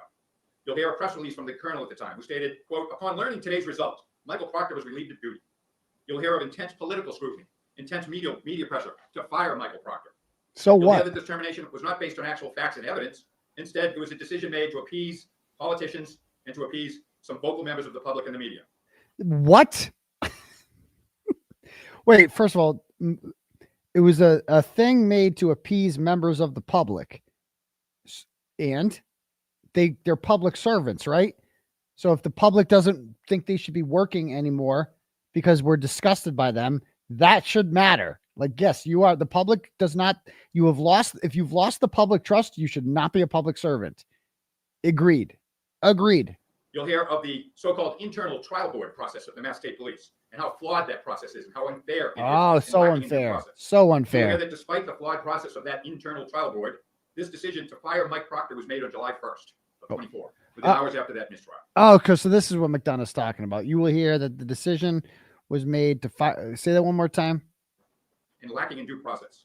You'll hear that despite the flawed process of that internal trial board, this decision to fire Mike Proctor was made on July 1st. Oh, okay. Within hours after that mistrial. So Proctor's lawyer claims he hasn't shown any evidence of this, that the decision was made on July 1st to fire him. He was not fired on July 1st, but the lawyer who's up here defending a scumbag claims that he was. We have not seen any evidence of this, but this guy says it was. So I guess we should just believe him, right, McDonough? I mean, this guy would never be dishonest. He's got such a reputable client. Yeah, totally.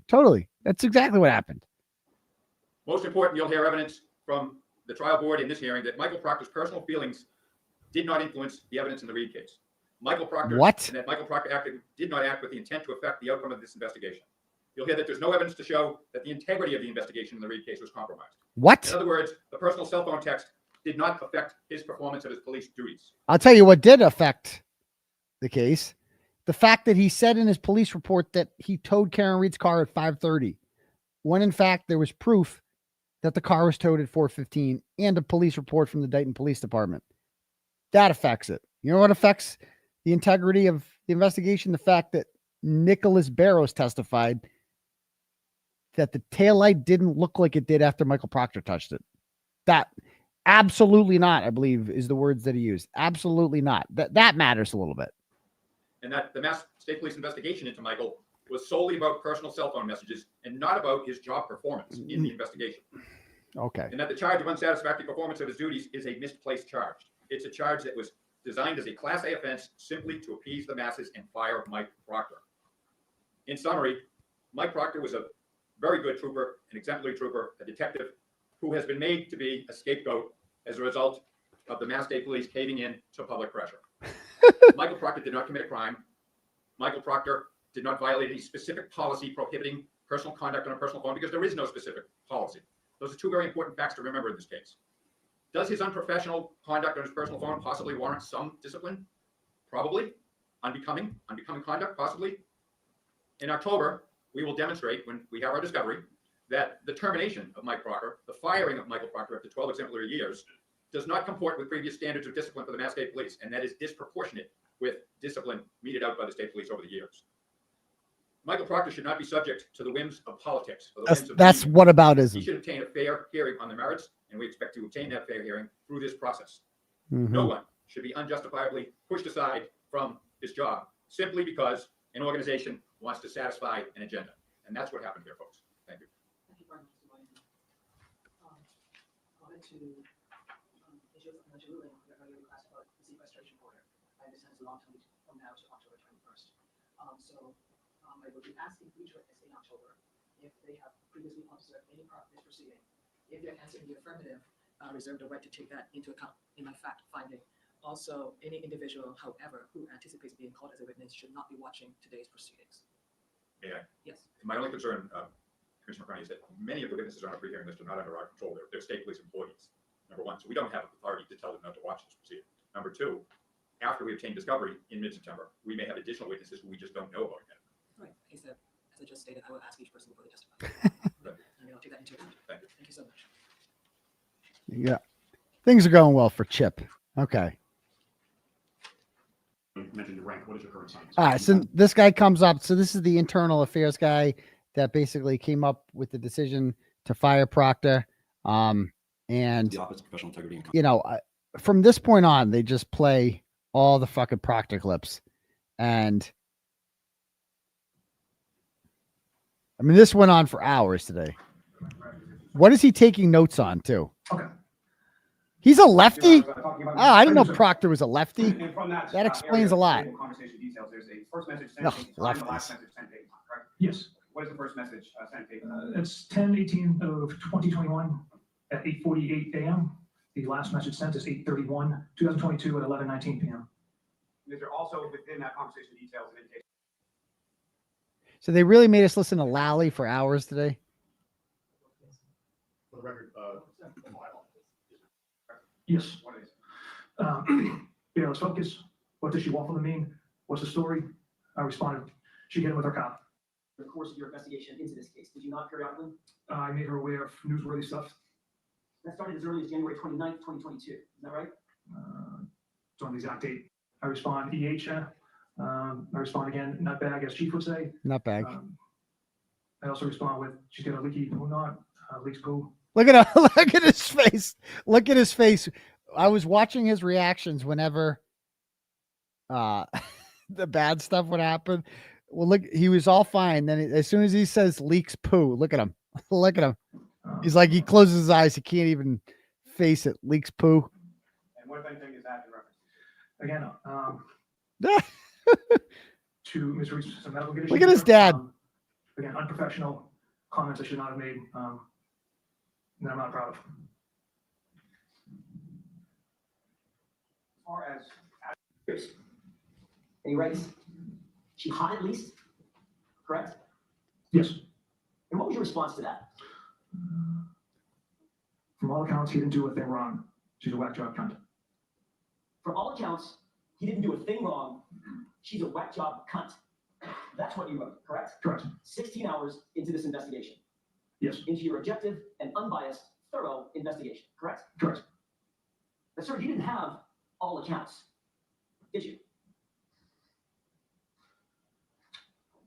What I meant by that was, Did you or did you not have all accounts in your investigation? the accounts we had was Ms. Reed struck Mr. O'Keefe with her vehicle, scattered taillight pieces at the scene. Those are the accounts we had. The accounts And you had, I'm sorry, go ahead. I'm sorry, go ahead.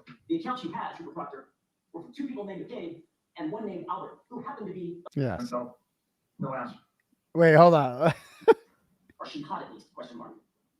Look at him. So following that text, I responded. Look at his Yeah, face. she's a babe. Weird Fall River accent, though. No ass. What is he writing? Yeah, she's a babe. Who's the she? Ms. Reed, Weird Fall River accent, though. You're talking about her, the way she talks. the accent. And no ass. Now you're talking about her body. No ass bitch. Add to it, pile on of Miss Reed being arrested, correct? Look at him. And then you write, Look at her playing with her hair. She's got a leaky balloon on. Trooper Proctor, explain to the jurors. Hold on. A friend of mine. Look at her. Look at her reaction. The And leaks then you poo. write, what? She's got a leaky balloon on. Trooper Proctor, explain to the jurors what a balloon knot is. You're essentially, I guess, your rectum area. Anus, Look at him. that's what you were referring to about Miss Reed? Look at his dad. Look at his dad. Yes. You were making fun of her because you believed at that time that it leaked? That's how you were treating Miss Reed? Yes or no? Yes. And then you followed that up just to make sure you cleared up any. To this day, has this maggot apologized to Karen Reed? Correct. Did he ever apologize to her in court? Do you guys remember that? I can't remember. Did he actually apologize to her in court? Because if he, yeah, to my knowledge, I don't think he's ever like apologized to her. Now, of course, you wouldn't accept the apology, but like, how can you say that you're sorry if you haven't apologized to her? Yes, they're regretful, blah, blah. Have you apologized to her? Have you? No, because he thinks it's okay. He thinks it's okay. He thinks it's okay to speak. It's okay because, oh, she killed someone, he says. So if Michael Proctor thinks that you killed someone, he can say stuff like that to you, about you. And he doesn't need to apologize to you. He has to apologize to everyone else, but not you. So how is he really sorry? I mean, look at this pig. About what you meant with least food, correct? All right, so I'm going to strike that. You can get this in, but do it the right way, Mr. Jackson. You followed that up with the phrase leaks poo, didn't you? I did. Again, another reference to Ms. Reed's medical issues and medical conditions, correct? Correct. Specifically focused on her anus, correct? In reference, yes.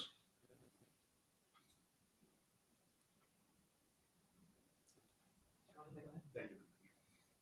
For the record, what was just played, clip 7, came from Respondents Exhibit 6, beginning at 1 hour, 1 minute, and 29 seconds approximately, and was played until approximately 1 hour.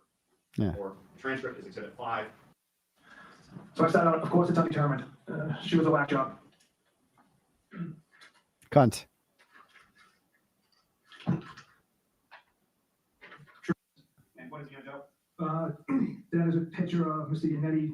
Appears to be from. Here we go. Some Here. time ago.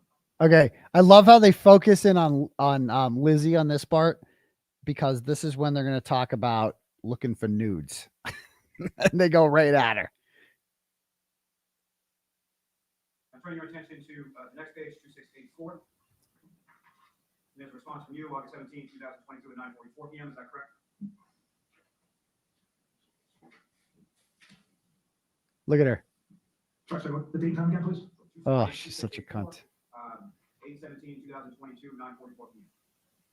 Yes. You see there's like for the 3 Yeah. responses from you? I have, yeah. If you could just read the 3 responses from yourself, sir. Okay, so these came from me. Funny, I'm going through his retarded client's phone. No nude so far. I hate that man. I truly do. And that doesn't even flinch.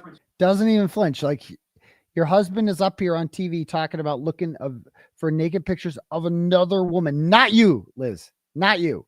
He's not looking for naked pictures of his wife, who he took a vow to. Nothing like that. He's not. He's looking for naked pictures of another woman who's not you. That's what he's looking for.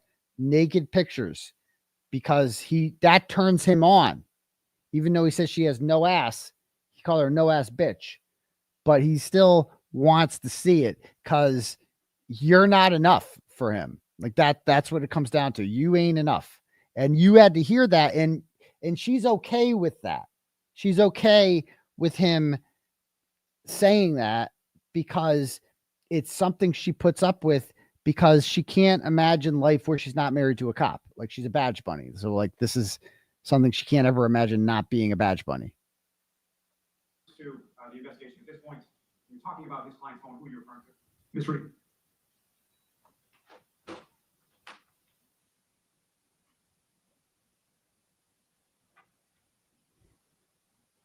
Approximately 6 hours, 29 minutes.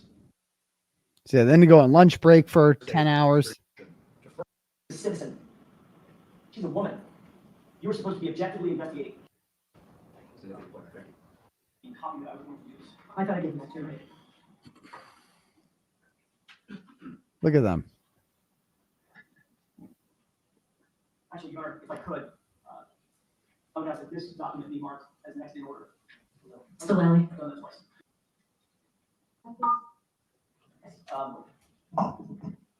Yes. Is that what you referred to on direct examination of Mr. Lally about receiving a photograph of Mr. Udet? Correct. And then your response was what? I hate that man. I truly hate that man. Actually, your response was, I'm going through his retarded client's phone right now, correct? Yes, after the picture, sir, yes. Who's the retarded client? Ms. Reed, again, on professional language. I'm asking who you referred to. Ms. Reed. Got an explanation. Who was it you were referring to as retarded? Ms. Reed. Kearney, who was sitting to my left. Yes, sir. The subject of your investigation as a professional, correct? Yes, sir. As an unbiased, objective investigator. The person that you were investigating, you referred to your bosses as retarded. Right? Again, full language on my part. Yeah. Is one way to put it. Completely offensive is another way to put it, right? Objection. I'm going to sustain that, Mr. Jackson. After you referred to my client As a no ass bitch. as retarded, then you decided to make a comment about Mr. Unetti, her lawyer, correct? Correct. And what did you say about Mr. Unetti again? I hate that man. I truly hate that man. I hate that man. I truly hate him, correct? Correct. You didn't say I dislike him, upset, or annoyed, or pissed off. August of 2022, you said you absolutely hate him, correct? No, he was absolutely. Yeah, I didn't use absolutely, sir. You used truly, correct? Truly, yes. How do you feel about it now? Sit right there. I still don't care for him now. Still don't care for him. Stand. 2022, looking I just mentioned earlier. I have stuff. Except for Proctor, none of that really professional sounding stuff ended up in your comments to your bosses. Did it? Again, it was a poor joke. Yes or no? You did not know. It did not. No, As a matter sir. of fact, what did you write after you talked about going through in a professional investigation? What is he writing? Right. Objection. So I have to sustain that attack. Go ahead. Anyway. Photos on a cell phone when you're not looking for them. What do you say?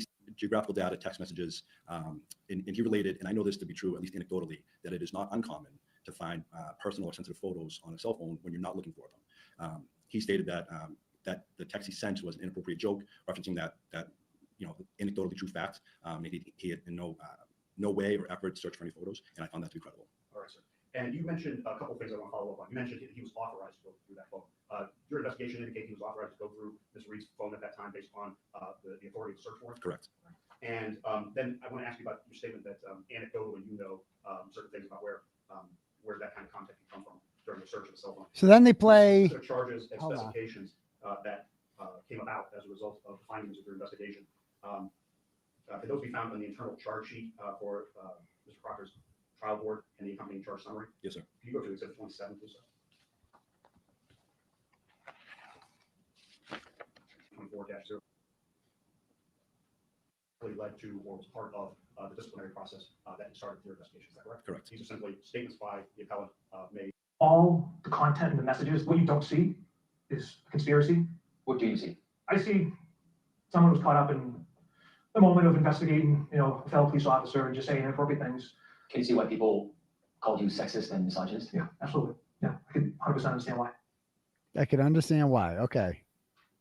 So you're guilty.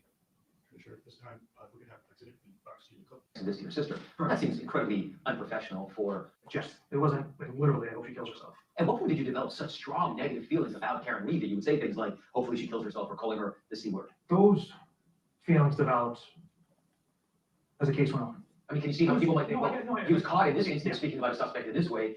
Maybe it's happened in other cases as well. I 100% understand why people would think that. But when you have, a fellow police officer around my age, 2 kids of his own, it generates an emotion. I express those emotions in a negative way, which I shouldn't. I shouldn't even. So, so you only feel that way when the dead person is your age and has kids? I mean, do you feel this way about every? I mean, you see a lot of dead bodies, right? Like you investigate a lot of murders. Are you saying this about everybody? Like, do you get this emotionally caught up with every deceased person whose murder you're investigating? Texting my friends. And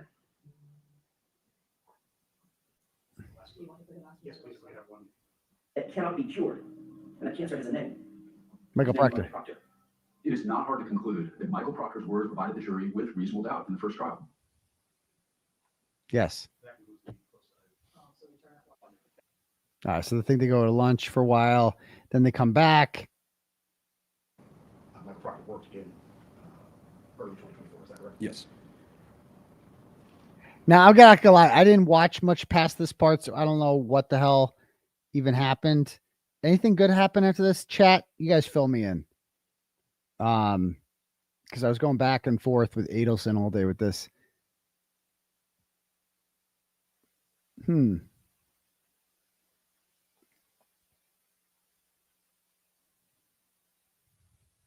Don't know. And your first reaction to look for nudes is and heat alert. Yeah. You haven't had time to watch today. Okay. No, it was boring. Okay. This is boring as fuck. All right. So not much happens. So the federal investigation, the trooper Proctor had a personal relationship with. Oh, so he actually gets cross-examined? Involved in the investigation, correct? Yes. An inquiry was conducted by the department to determine if any substantial relationship existed between Trooper Proctor and witnesses related to the investigation, correct? Correct. So this investigation was separate from yours. So it was. Why did the department choose to have separate investigations? Do you know? I couldn't speak to that, sir. And so you learned of and who conducted this investigation? So it was an inquiry, I believe, and it was at the time Captain Benson and Captain Barrios. And those Captain Benson was in the chain of command for.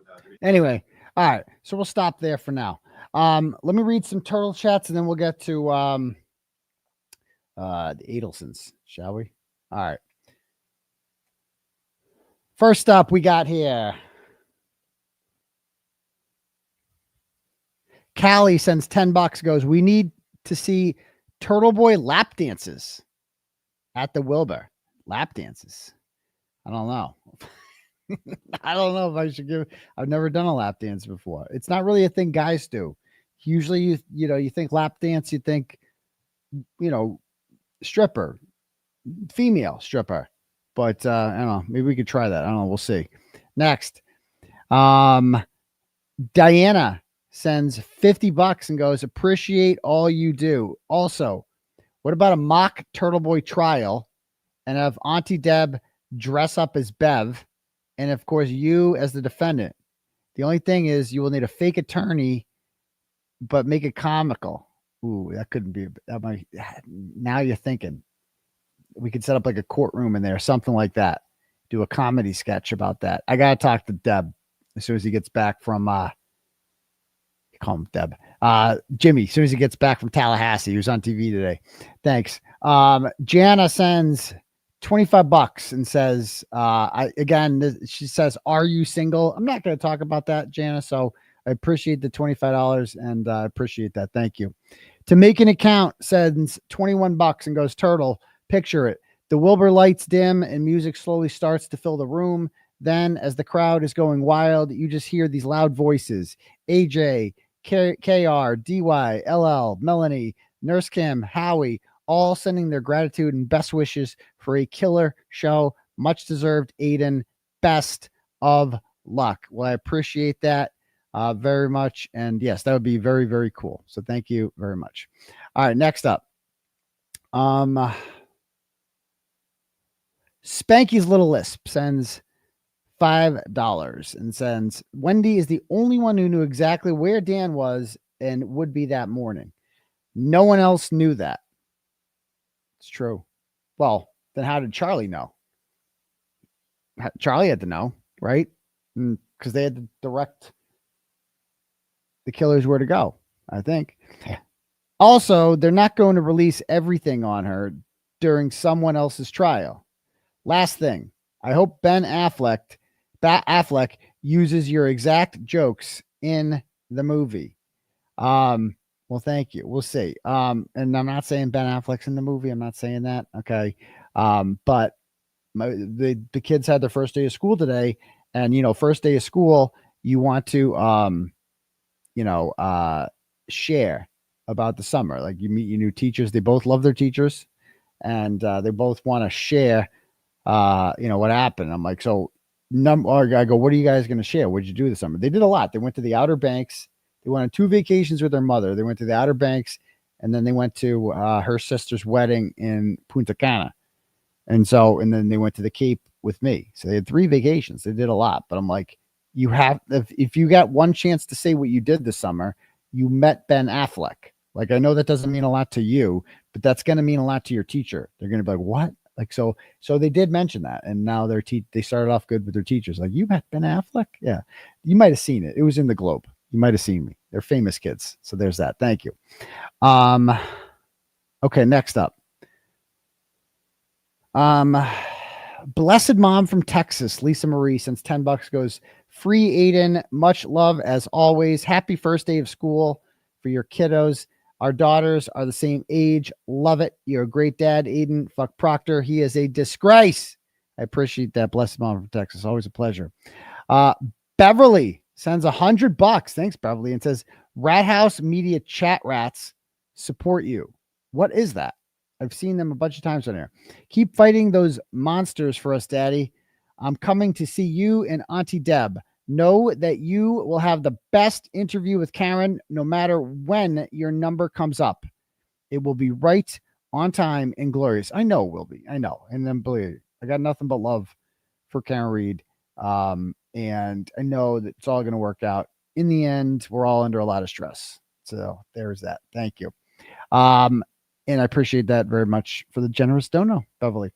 Ansley sends $5 and says, hey, Turtle, I'm left-handed but talented. What's that supposed to mean? I'll forgive you, though. I mean, not to get too graphic, but I'm left-handed as well in that regard. But, you don't even notice it. You're like, oh, shit, I'm a lefty. Fuck. Didn't realize that. And then you try it with your right, and you're like, this just doesn't feel right. And you're like, I don't know if that's a thing with a lot of guys, not to get too graphic or like PG-13 on here, but is that a thing with guys? I know I'm talking to the 20% right now. I know 80% of my audience is female, so you can't relate to this, but I don't know if that's like a thing. Like, is that the one thing that we do with the opposite hand that comes naturally? No pun intended with that, comes naturally. But like, is it? I didn't even realize it till I realized it's like, I can't do it with my right. I mean, I could, it just doesn't feel right. It's not, I bat righty, I throw righty, I write righty, I do everything righty except for that I do lefty. And I don't know if that's a thing I've never had this conversation with other men. It's kind of a weird thing to talk about. So what hand do you use? But I'm just throwing it out there for the chat right now. I understand for the 20%. Like, I don't know. Is that a thing? Does everybody do it with the opposite hand? I don't know. Like it comes. I keep saying comes. It's a natural thing. I use my right. Oh, you don't count. Blessed Mom from Texas. You don't count. Okay. I don't want to hear from any women on this. I want to hear from the 20%. Okay. But I can't get any good. There's too many women in the chat. You guys, you don't know. You don't know. I'm just saying. I didn't realize it till I realized it. I'm like, oh shit. I guess I'm ambidextrous in some regards. Okay. Yes, Kelly, we are talking about this. This is a sex cult. Okay. You have joined, you might not realize it, but you are in a sex cult. This is the kind of shit we talk about in here. You know, what hand we use. It's just, can we be grown-ups here? Can we be grown-ups? I think we're onto something. Actually, when I saw this, I think this is going to be our first poll ever on this. We're going to do this right now. Okay. We're going to get to the bottom of this. Only guys can vote in this poll. Okay. Do you use the opposite hand? I'm just going to leave it. Do you use the opposite hand? Do you, if you're righty, do you go lefty? Or I'm going to have three options here. Okay. Do you use ambidextrous? Both. Okay.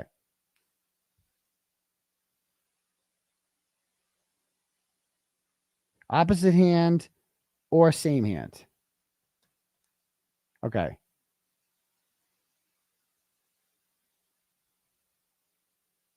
So same means if you're a righty, you use your right hand.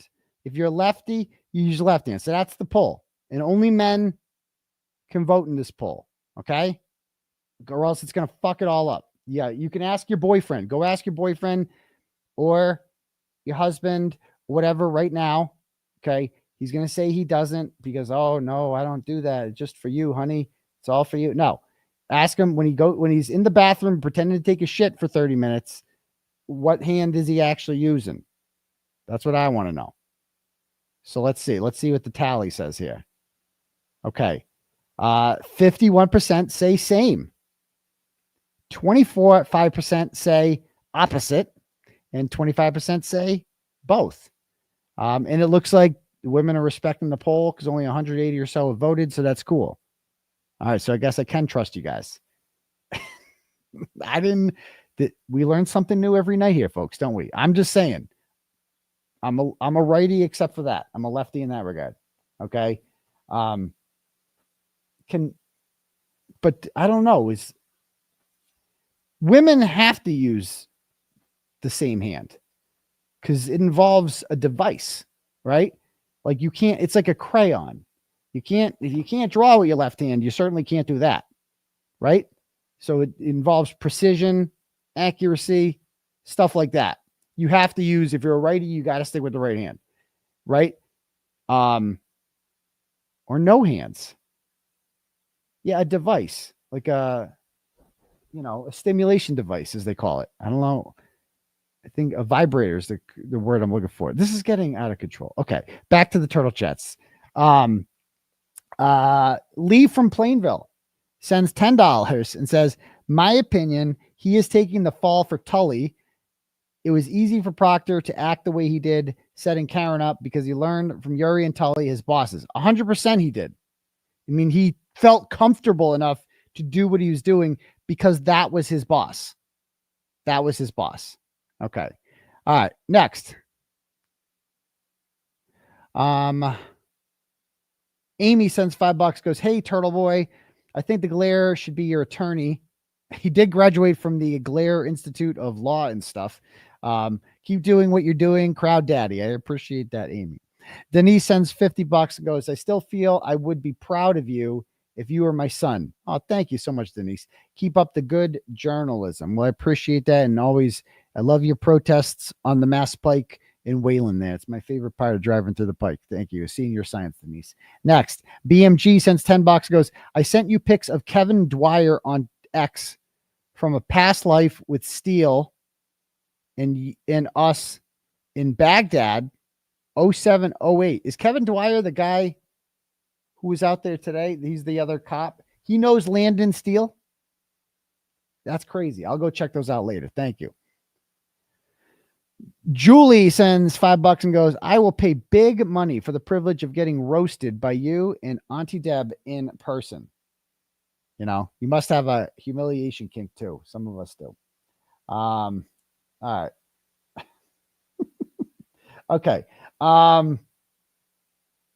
Next, let's see. We have any cash apps here?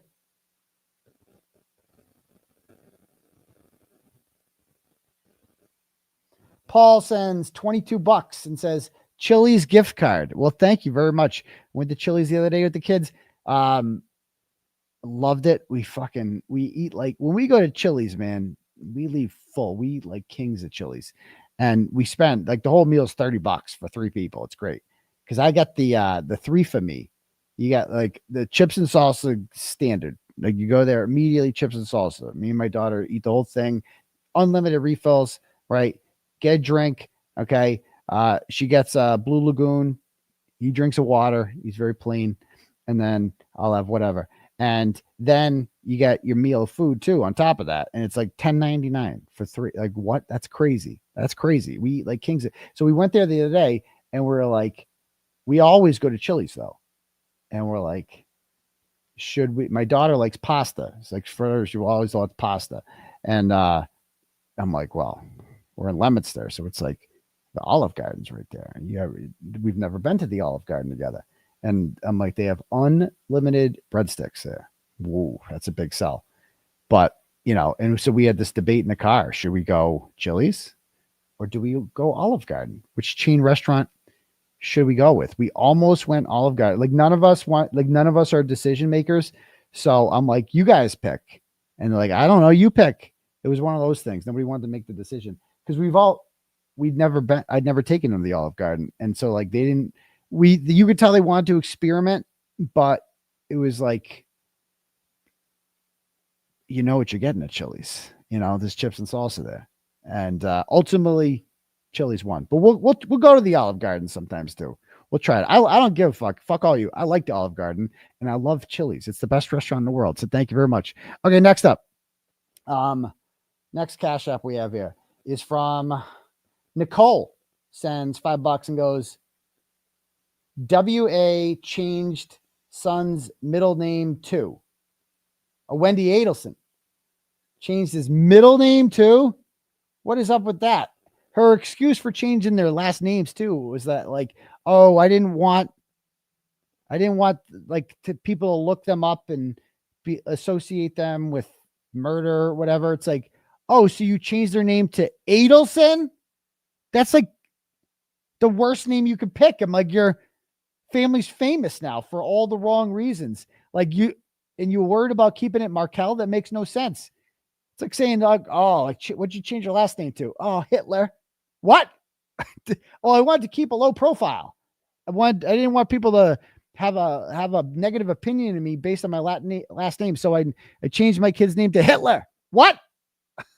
That's not good. All right. Naomi sends $5, goes, I got on late.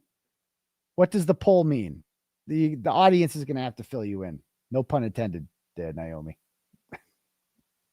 Okay. Tracy sends $25 and says, did you read Jen's texts? I've read all of them, but they're under protective order, so I can't read them all to you. Casey sends $5 and says, how? I already read the one. Okay, cool. All right. If anyone else wants their messages read, click at the link at the top for Turtle Chat, or you can cash at me at $ Uncle Turtleboy, and we can do it that way. All right, cool. Let's talk about Adelson. Let's jump right into it, shall we?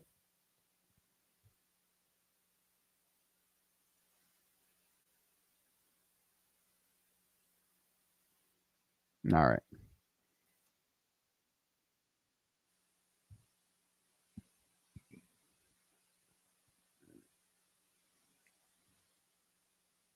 Oh, actually, this is today's. Wait a minute. I didn't see the rest of how the day ended. Did Katie McDonough go? Oh, Katie McDonough. I didn't print this in my, the office that you had in. I missed this. I did not see Katie McDonough. I did not know she was going today. And yes, I know her name is like Magboyana, whatever. She's McDonough. Okay. She's Katie McDonough. I did not know that. And she doesn't look bad for prison. I can't believe this dumb bitch did what she did. Oh my God. Anyway, I did not. Who did anybody else go? Charlie didn't go today. Did he tell me I didn't miss Charlie? Who's this guy? Is he a cop? He looks like a cop. This is the last witness I was watching. And then bunch of people went. Who's this lady? Who's she? I missed her. Dude, Katie McDonough went. Oh shit. Anyway, I want to start with yesterday's testimony. We might have to do more of this into like Sex Cult Thursday and Saturday. Because there's a lot of testimony to go over here. But like, so tomorrow night on the show, I'm doing a special show tomorrow night. I'm having a guest on. His name is Brad Bradley, and he is the brother of Amy Bradley, from Amy Bradley is Missing, the Netflix documentary. And I'm having him on tomorrow, and we're going to talk all about his. So if your homework to tomorrow or tonight, whatever, is watch that Netflix series if you haven't already. And we're going to do a special show with him tomorrow about his sister's disappearance. And this fucking reporter is kind of coming at him, James Renner. He's got negative things to say about me. And so we need to talk about that. So check out bonus show tomorrow night. All right, cool. I think I mentioned that already, right? All right. So let me find yesterday's stream. I can't believe I missed McDonough. Oh my God.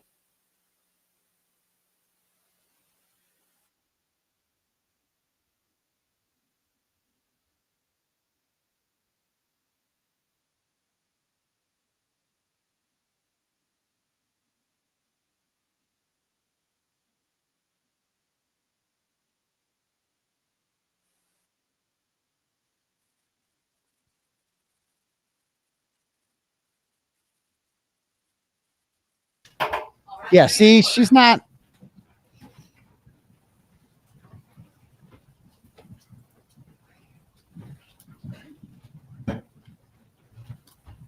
Dude, when Donna is sentenced, she is going to cry like you have never seen somebody cry before.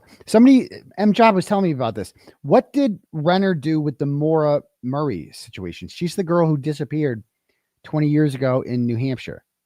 What did he do with her? Charlie has to testify. Charlie will be testifying tomorrow, I would assume.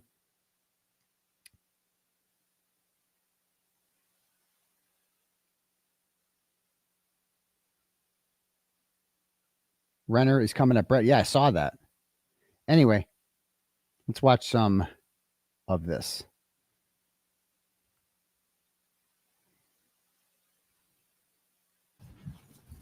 Now, keep in mind, this woman's got 3 kids, and she hasn't seen any of them or talked to any of them since she went to jail. Like, there's the oldest one, Rob, is estranged. Wendy's ditched them, is not talking to them at all because she knows that their conversations are all going to be recorded. And she can't talk to Charlie because Charlie's in jail. So she has not seen or heard from any of her kids since she was arrested in November of 2023.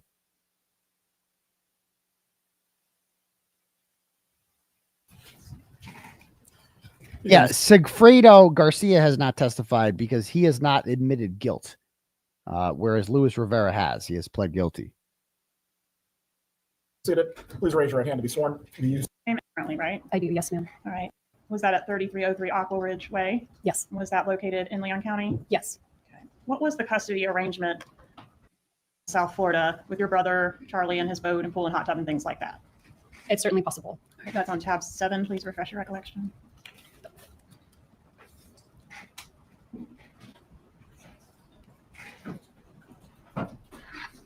Yes. And in fact, didn't you use the word stuck in your actual motion for relocation? Let's see if we can get there. Here, the wife is merely stuck in Tallahassee until the husband decides that the time is right for him to leave.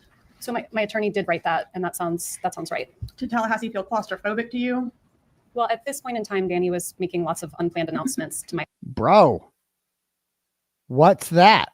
What is up with that? What? I can't. How am I supposed to focus? What is that?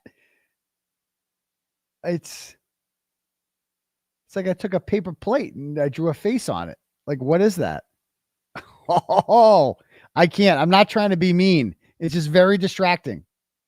It's very distracting. Office where we work together. So I would see him at work. I never knew when he was showing up. So I'm sure, this is 12 years ago that's how I felt at that time. Okay. But outside of the context of your relationship with Dan Markel, did you ever express that just the smallness and slowness of Tallahassee made you feel claustrophobic?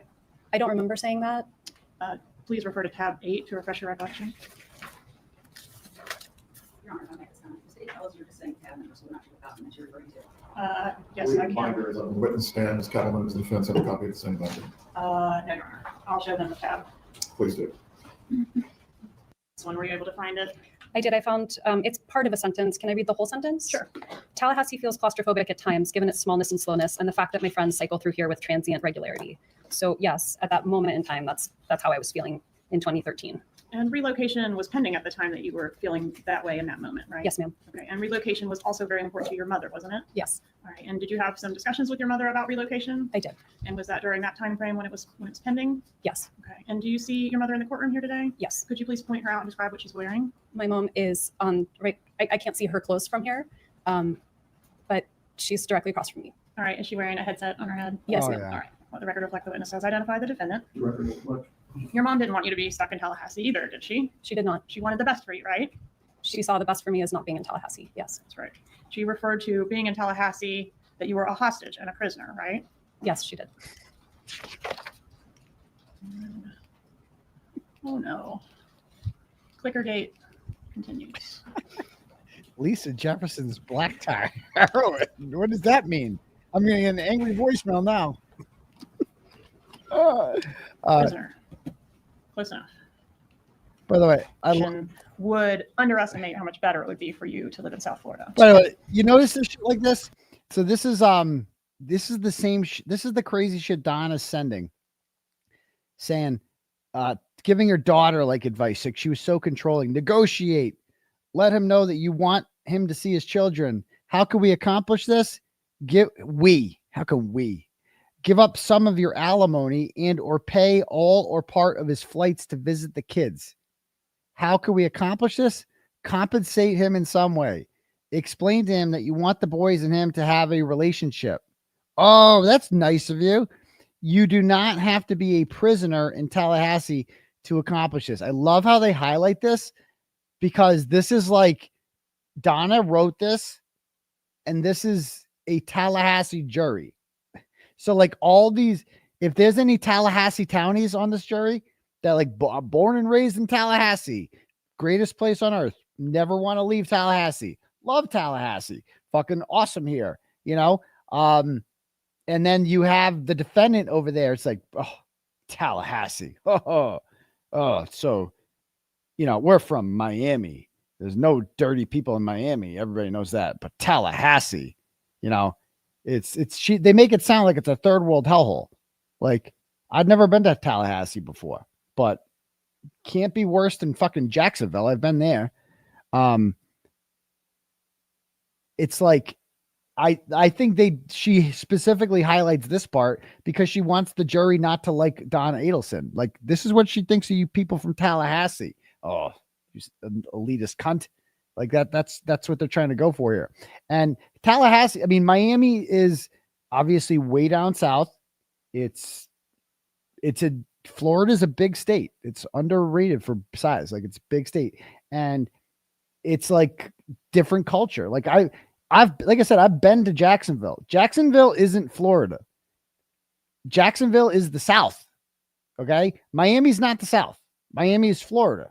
Like that's like, it's Miami. Orlando is Miami. I mean, Orlando is Florida. Tampa Bay is Florida. St. Petersburg is Florida. Jacksonville and Tallahassee are the South. That's the deep South.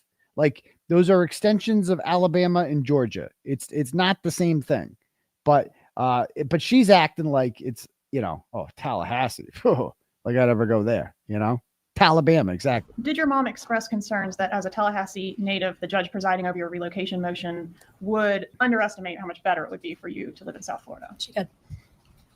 All right, let me ask you a few questions about your parents. Your mom is Donna Adelson. Who's your dad? My dad is Harvey Adelson. And where did your parents, I think you said they were in Coral Springs back in 2012? Is that ma'am. right? Okay. How long had they lived in the Coral Springs area? I was born there. So from, I think they started living there when my Pre-screened for you.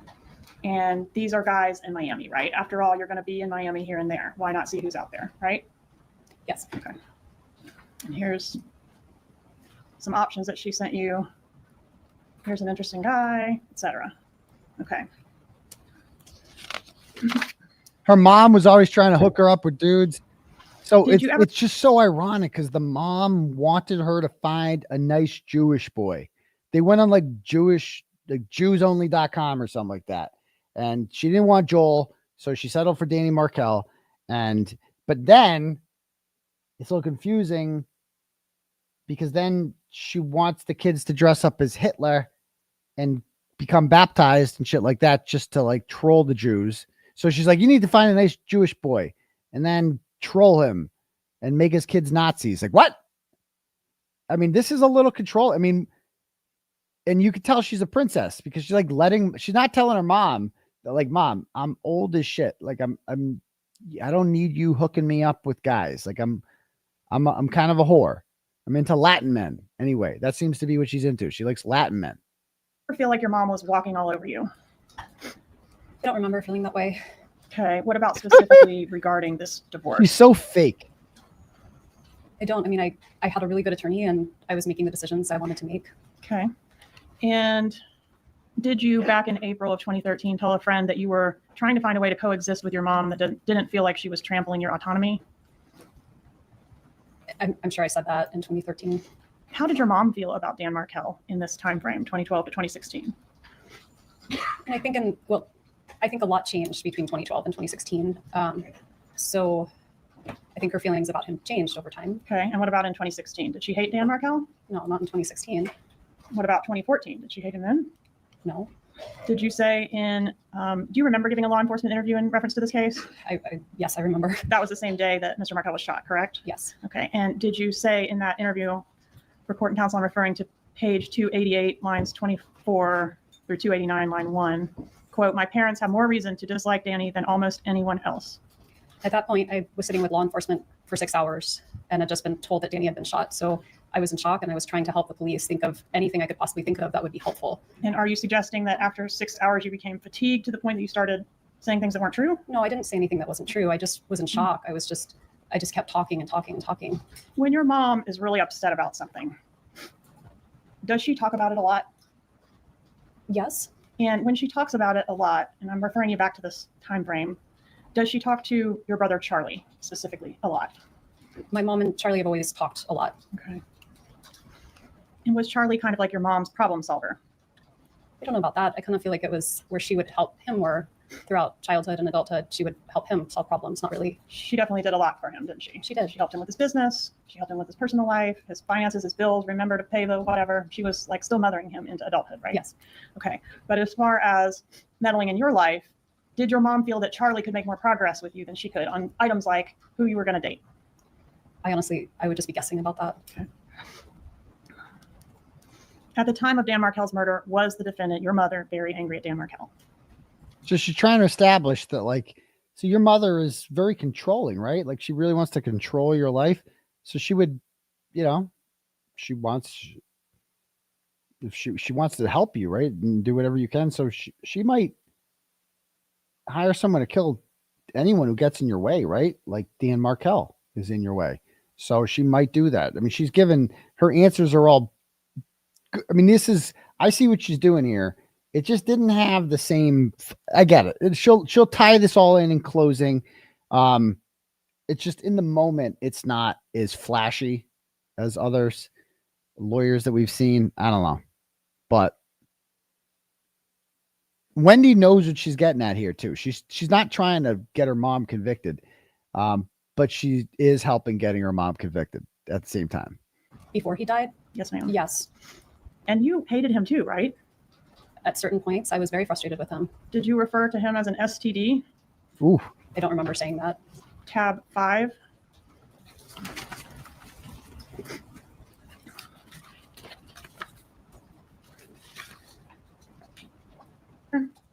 I don't remember ever saying that, so I don't think it's something I said very often. And this was said in an email on February 26th of 2013, correct? It was. Approximately 17 months before the murder? Yes, I don't think it was an email, though. It looks like it was sort of an iMessage. Okay. Did you ever refer to your ex-husband as the Dark Lord? I don't remember saying that, but I certainly might have. The Dark Did you Lord. refer to your ex-husband as Gibbers? I did. What is the meaning of Gibbers? Gibbers was just a silly name that a friend helped me come up with to basically make him feel less scary. It was nonsense. Did it reference Jew in boots? That I don't remember. The Jew in boots. Say he was adamantly opposed to that motion. Yes. All right. And you all fought over things large, of course, but also very small, like in this pleading, a tennis racket is mentioned, right? Yeah. But I was very unhappy.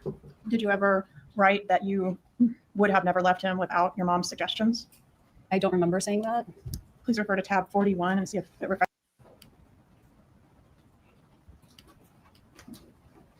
Your South Florida legal team. She will try to remember to discuss things with your South Florida legal team. Who was that? I think she was jokingly referring to herself. I pretend that the boys had become Christian. Oh, here Is it that is. something you would? What did she suggest? Okay. Action. Not any more legal action. I was not taking any more action of any kind.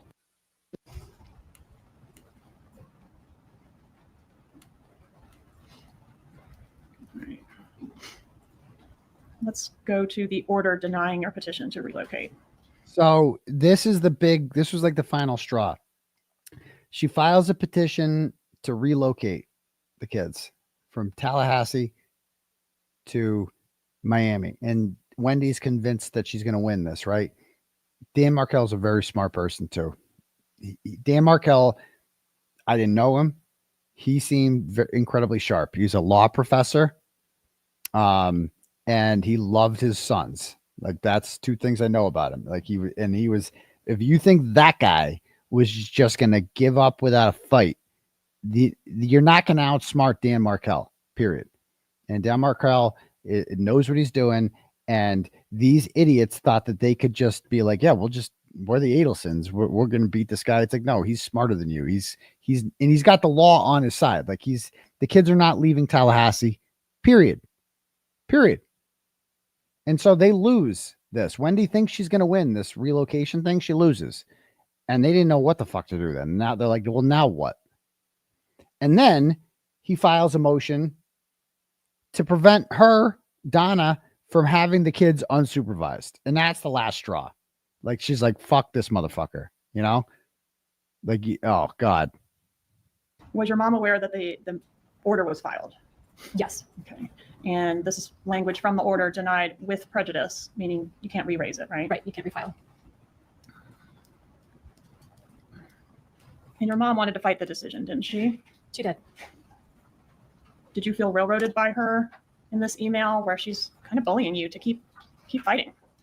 It's time for action. Never, never, never give up. It's time for action.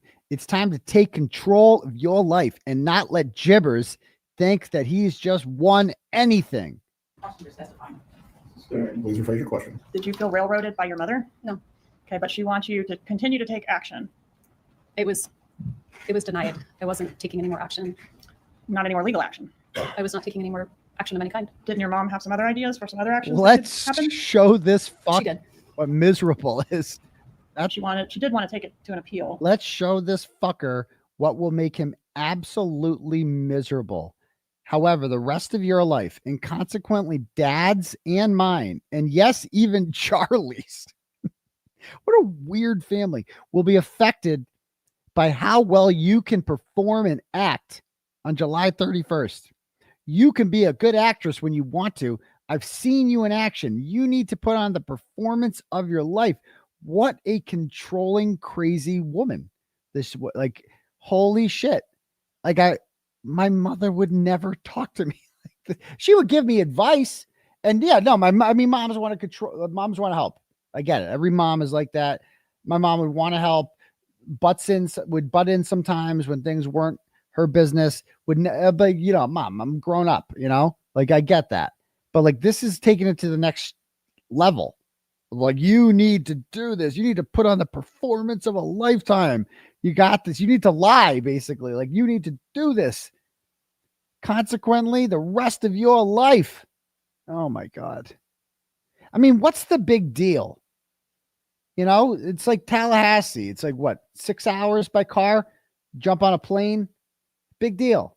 You know, I have one brother that lives in Dallas, another brother that lives in Pittsburgh.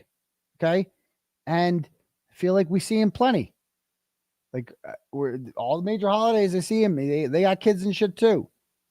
You see each other, you know, maybe you don't like, I see the cousins that live locally more, obviously, but it's like, they act like living in Tallahassee. It's like, I'm never going to see my fucking kids. You'll see them. It's not as much. Like I didn't live around my grandparents. I grew up in Massachusetts, obviously. I had one pair of grandparents in a little town in New Jersey called Mountain Lakes. And then my paternal grandparents were in Fort Wayne, Indiana. And, you know, I'd see the Mountain Lakes grandparents a lot because you could just drive there. Fort Wayne, I would see once a year, maybe, you know, certainly less. But you see them. It's like they're acting like you're just dead. You're never going to see him again. Like you'll see him. Relax. You remember that? Actually, I don't remember, but that's on tab 43 of your binder.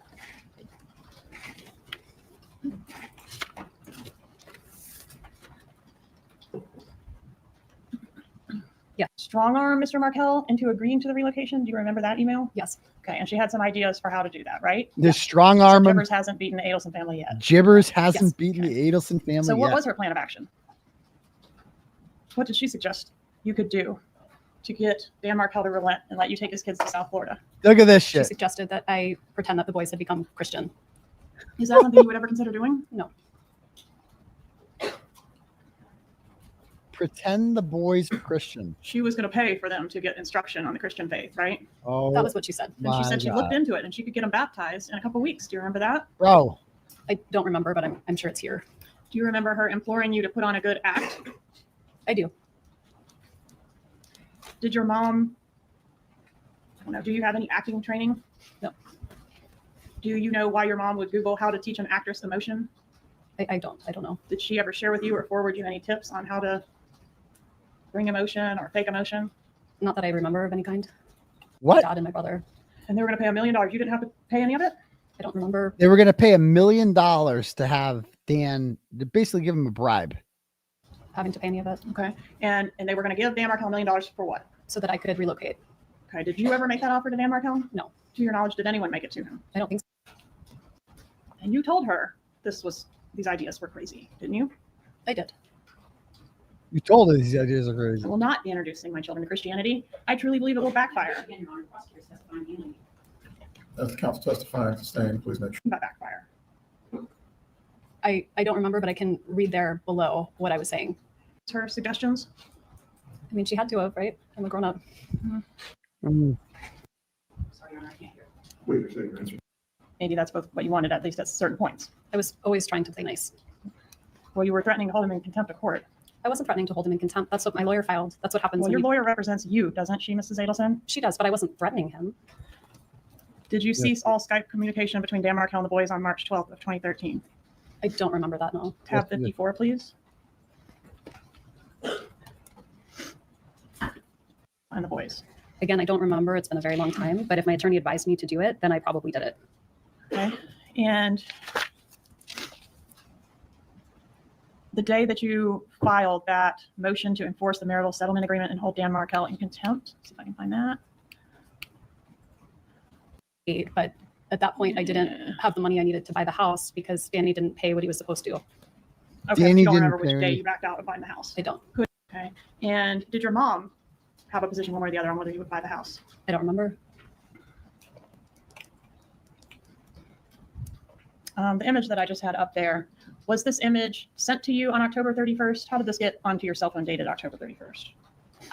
It looks like something my brother would have sent me at some point. I don't remember if it was what day it was, but I remember seeing that picture. Okay. Do you have any reason to dispute the metadata associated with it?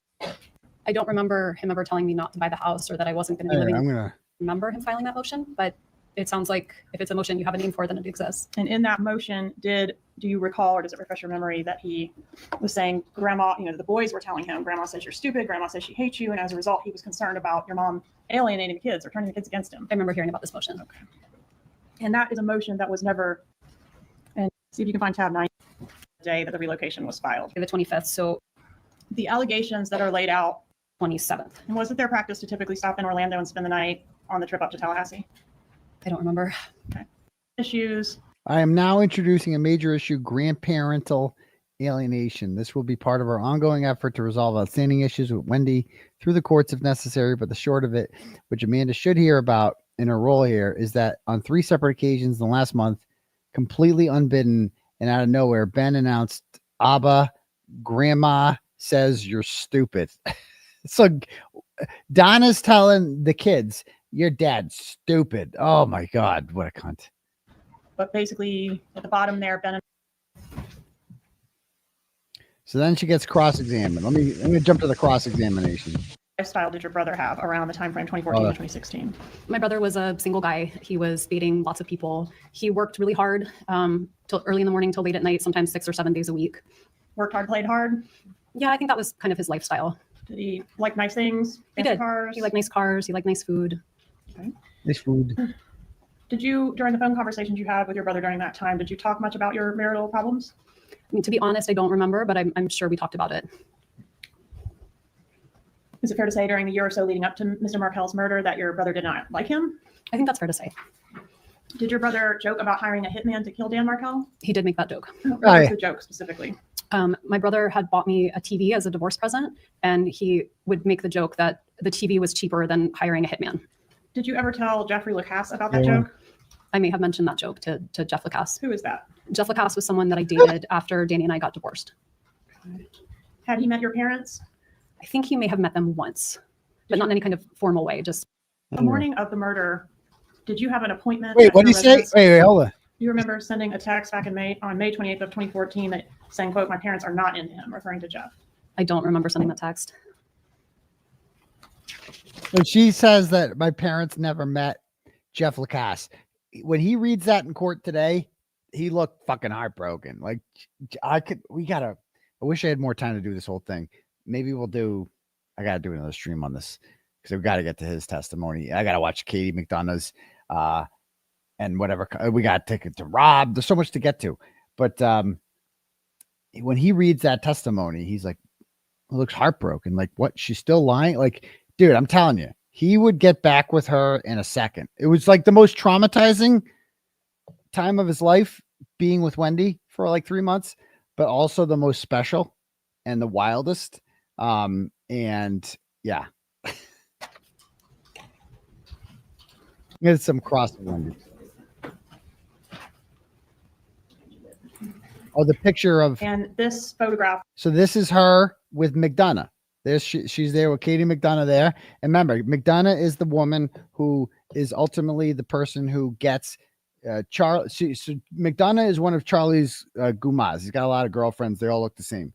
And they're all brunettes, big chested, superficial women. And he's just into that.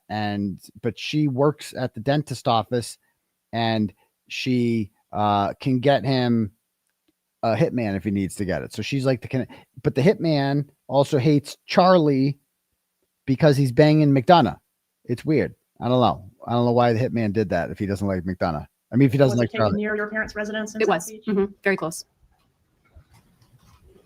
During that trip, were there any conversations with Catherine McVanoa or your brother or your mother about the murder? No. Nope. Is Catherine McVanoa the girlfriend that your brother had in this time frame leading up to the murder? I believe so, but he had multiple girlfriends, so I don't know if she was the only one. Okay, that's definitely the one that you interacted with the month before. Yes. I don't remember him being at my residence, but I do remember seeing him around that time. Okay. And on July 13th, 2014, do you remember asking to share something in confidence with Mr. Lacasse? I don't remember doing that. Did you tell Mr. Lacasse in the context of if something were to happen to Danny, I could move back to Miami? Did you tell Lacasse that regarding the relocation battle in the summer of 2013, Charlie had, seriously, not as a joke, explored all options to resolve the problem, including hiring a hitman? I did not have that conversation with Jeff Lacasse. Yeah. Well, he's going to say differently. And I think you said the week before, but wasn't it actually about, I think it was 4 I don't know if he knew that information. Did your mother know that information? My mom usually knew our schedule. So. Okay. So that you learned that information prior to getting into the interview room? Yes.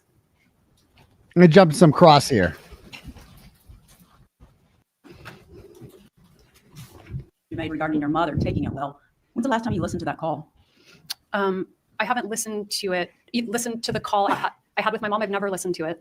Well, from the interview room, you've never listened to your interview? I have read the transcript of my interview, but I never listened to my interview. Oh, I apologize. It was the defense attorney that didn't grill her on this. Oh, she's lying here. She's definitely seen the video of her questioning by police. She's seen that before. There's no way. If I've seen it, she's seen it. And there's no way she didn't watch that.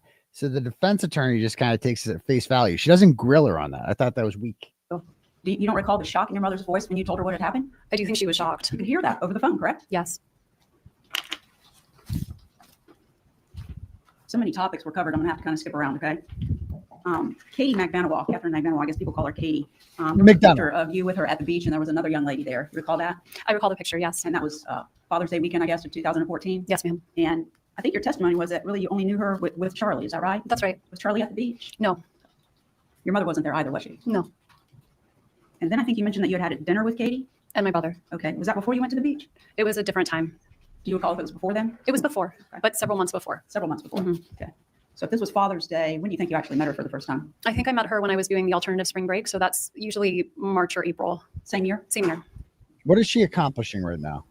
And the dinner that was mentioned, is that the first place you ever met her? That's the first place I remember meeting her. And who all was there? It was my brother and Katie and Jeff and I. I did. And your mom took good care of you all? Yes. She treated you well? Yes. Very kind? Yes. Very loving? Yes. Very caring towards her family and others? Yes. I think you once described her as being kind, empathetic, and very loving and sensitive person. You recall that? I don't recall that, but that sounds right. That she radiates positivity. Yes. She has a very loving and respectful and fun relationship with my dad. They are very much in love. Now it's been 54 years. It has. You said your mom was completely selfless. Yes. That's the opposite of selfish. It is. It means she's caring more about others than she does about herself. Yes, ma'am. I don't think that was good. I remember when I heard this and she says, so your mom was more selfless than selfish. Yeah. And I understand she thinks that sounds good, but think about what she's being accused of here. Hiring a hitman to kill her ex-husband. Why? For her. So that she doesn't have to. So wouldn't that strengthen the case that Donna hired a hitman? Because she's selfless. She's doing this for Wendi, right? She's doing this for her kids because she loves her kids so much. So she's hiring a hitman. Did she not, like, when I heard this from the fucking defense attorney, I'm like, wait a minute. She just fucking made a great point for the prosecution. Like, you just help them out. Like, yeah, you're you're controlling and you're selfless. Exactly. That's exactly the fucking point. She didn't do it for her. She did it for Wendi. And what she did was for others. Yes. Never doing anything for herself. Correct. Exactly. She was invested in your lives. Yes. You and both of your brothers. Yes. Okay. You were a close family. Yes. And would you say she was a good mother to you? Yes. Very good mother. And a very good grandmother as well. Yes. When you had your first child, and you needed someone to help out, your mother came. She did. And she spent time there. Yes. And when the baby was crying in the middle of the night so that you could get some rest, she took care of the baby. She did. And she did that for both of your children. Yes. So what you're saying is Donna wants to be around the children more, which only strengthens the idea that she was involved in the murder of Dan Markel. I mean, what is this lady doing? What is this line of questioning? How does this help Donna Adelson? Like, how this fucking strengthens the cause? Like, yes, she loved the grandkids. She wanted to be closer to them all. Yes, she's selfless. Like, what? Oh my God. Fair to say that your mom has always been there for you when you needed her? Yes. For little things and big things? Yes. Now, you said that you testified that you left Danny in September of 2012. You recall that? Yes. From September of 2012 until March of 2013, your mother actually spent quite a bit of time helping you with the boys in Tallahassee, correct? She did, yes. She would go home and take care of things there, but she would return. Yes. So a substantial amount of each month, she was there assisting you with the children. Yes. While you were at work, she may take them to school. Is that correct? Or daycare?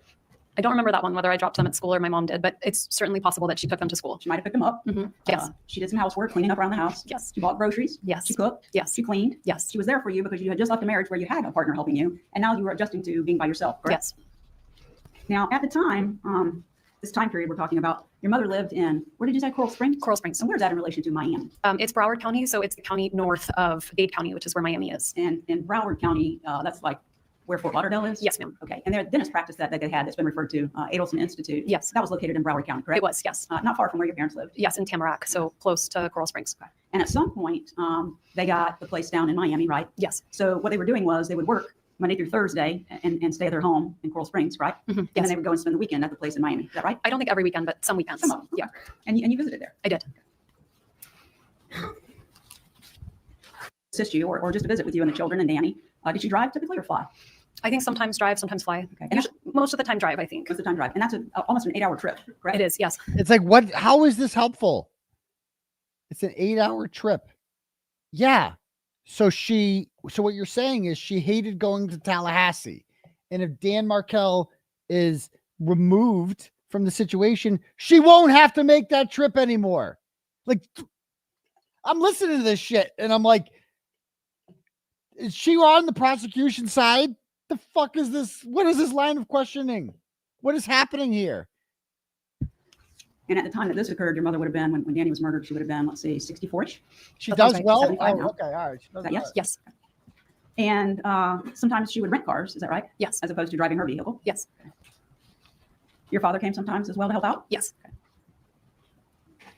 I'm going to talk about Mr. Markel for a few minutes. I think you said you met online. We did. But you were attracted to him. Yes. He was a handsome young man. Yes. You're a beautiful young woman. Thank you. And you got married.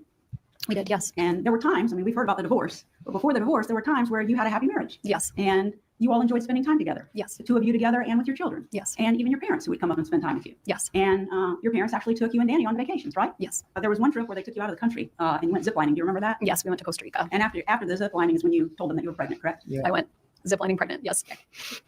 You would agree with me that Danny, I'm saying Danny because that's what people call him. I'm not trying to be disrespectful of him. No, I called him Danny. Okay. You would agree that he was very intelligent? Yes. Tenured is not like an automatic thing. Yes, very. Okay. Great deal of effort to get as much time with his children as he could. Is that fair? Yes, absolutely. Even when it was your time to have the children, he would go to their preschool and visit with them there. Yes. He wanted to talk to them on the phone when he didn't have them. Yes. And Nice he wanted to guy. Skype with them. Yes. Right? Okay. And that, I'm sorry, I'm old, but that involved like a computer where you Oh, see each other God. while you're talking. Is that right? I think now it's something you could do on the phone, but back then you needed a computer. Okay. And you assisted with that? I did. Not necessarily the schedule he wanted. I'm sorry? You didn't necessarily keep the schedule that Danny wanted for Skyping, right? I did try. You tried? Yes. But that was one of the things you two bickered about. It was. And during the time that you were with Danny, your mother was always kind to him, wasn't she? She was. Before you got married to him? Yes. While you were married to him? Yes. While you were separated? Yes. And after the divorce? Yes. And there's been a lot of testimony and a lot of pictures put up, lots of things highlighted about the ugly things that your mother said about Yeah. Danny during the course of the separation, divorce, and the follow-up litigation. Yeah. Yes. And you shared, as you've testified, some of the pleadings that were filed in your case. Yes. And some of the pleadings weren't very attractive towards you, were they? No. They described things that were derogatory towards you. Is that fair? Yes. And the communications that you had with Danny during the separation, leading up to the divorce, and some thereafter, were pretty critical of you, weren't they? The communication. You just, when you listen to her, it's like she's better. Like, first thing you think of is Jen McCabe, right? Like, she's the Jen McCabe of this trial, but she's better at it. It's like if she's lying, then she's a good liar. You got to be honest. She's a better liar than Jen McCabe. Better. Or maybe, they are painting a picture of Donna Adelson where, like, she might not know. Like, I could picture a world in which Donna Adelson and her wait till you see Charlie, in which they plot to kill Dan Markel without telling her, without her fucking knowing. I could see that. And I think both attorneys are proving that. I don't know. I just don't think this is I don't know.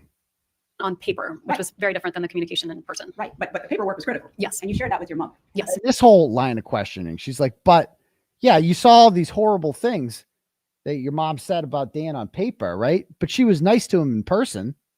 Oh, okay. Because ain't no one ever been a fake bitch before. Right. Some of the things that he said to you in writing, whether they were communications or in the pleadings, upset you. Yes. Some of it was very upsetting to you. Yes. And you shared it with your mother, and then she became upset. Yes. And she said bad words. Yes. She called him a lot of bad names. Yes. She said ugly things about him. Yes. But not one single time did she ever suggest in writing or to you personally that Danny deserved to be harmed, did she? Never. Never said he needed to be killed. Never. Never suggested any harm to him in any way. Never. And those things that she said to you in the emails, the communications I assume that you all thought were between yourselves, you never shared those with Danny, did you? No. And during the separation, well, during the time you're married, we've already established, but during the separation, if Danny needed help with the children, your mother assisted him, didn't she? He had called her and asked for help at various times, and she did. And after the divorce, the same thing, correct? He would call and ask for help, and she would help. I don't see anything that says 60 on it. You just familiarize yourself so that you can recall the substance of that plea. Okay.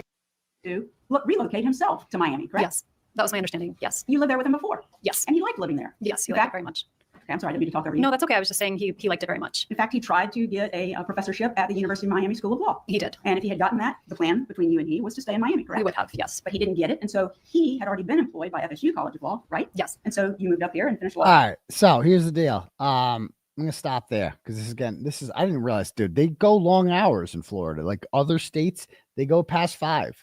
Like it's crazy. Not in Massachusetts though.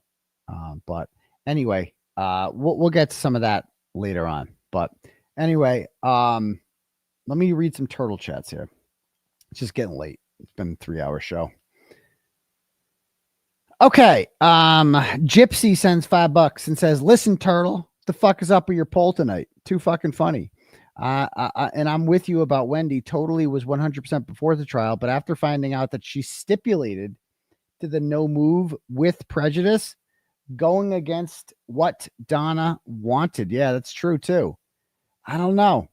It's like she's so unlikable that you want to consider that she did. And I'm telling you, changing the kids' last names was like, bro, that's what did it for me. That's what did it for me. But I'm with you. Pam sends $20 and says, "Hi, Dr. Turtleboy. I was just watching the hilarious Proctor hearing, but wanted to pop over here for a bit. That guy's a joke. If he gets his job back, there should be daily protests at the state police. I had to fast forward through his attorney's opening because he has no argument, like Donna Adelson's attorneys. Any chance you'll have Paula the juror back soon? I enjoyed her first interview." Yeah, I mean, maybe. Yeah, maybe I could give Paula a call. But yeah, Paula's a good follow on Twitter. Give her a follow too. She's funny. Thanks. Mimi sends $25 and goes, "I love that you took this poll and asked that question. You always keep us laughing. Thanks, Crowd Daddy, and can't wait for the Wilbur." Yeah, what's the poll up to? So 54% of respondents, 55% now, say they masturbate with, if they're right-handed, they masturbate with their right hand, and left-handed do the left. And whereas 20% do the opposite. So I guess that makes me one of the 20%. I don't know. You don't even notice it till you're doing it. You're like, oh shit, I'm a lefty, but there's that. All right. Next, Amy sends, I already read that one. Cool. Let me read and some cash apps here.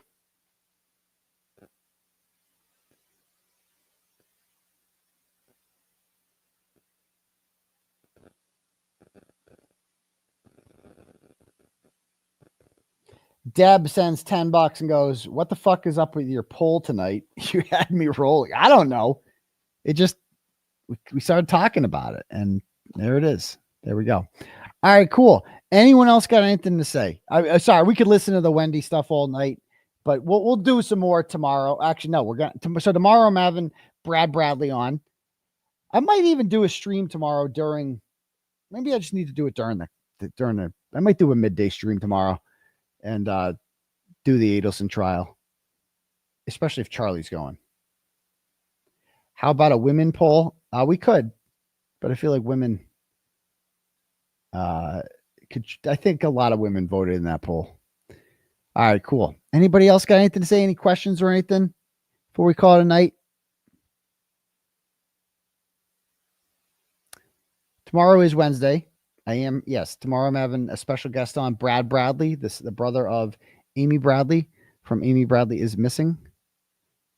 Or Where Did Amy Bradley Go? Whatever they call that. So go watch that Netflix if you haven't already. And we'll have him on tomorrow. All right, guys. Well, anyway, I am going to go hit the hay.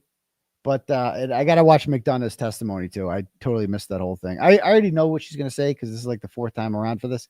But we will see you guys all for tomorrow night's special show. We'll see everybody else. Sex Cult on Thursday. Live show on Saturday. I'm going to the Red Sox Saturday, taking my kids to Fenway, go see the Pirates against the Red Sox, who are red hot. And then we will see you guys all on Sunday. Sunday, the Irish play against the U. All right. So anyway, guys, we'll talk to you guys soon. Peace to your bum crease and brush your teeth. All right. It calls for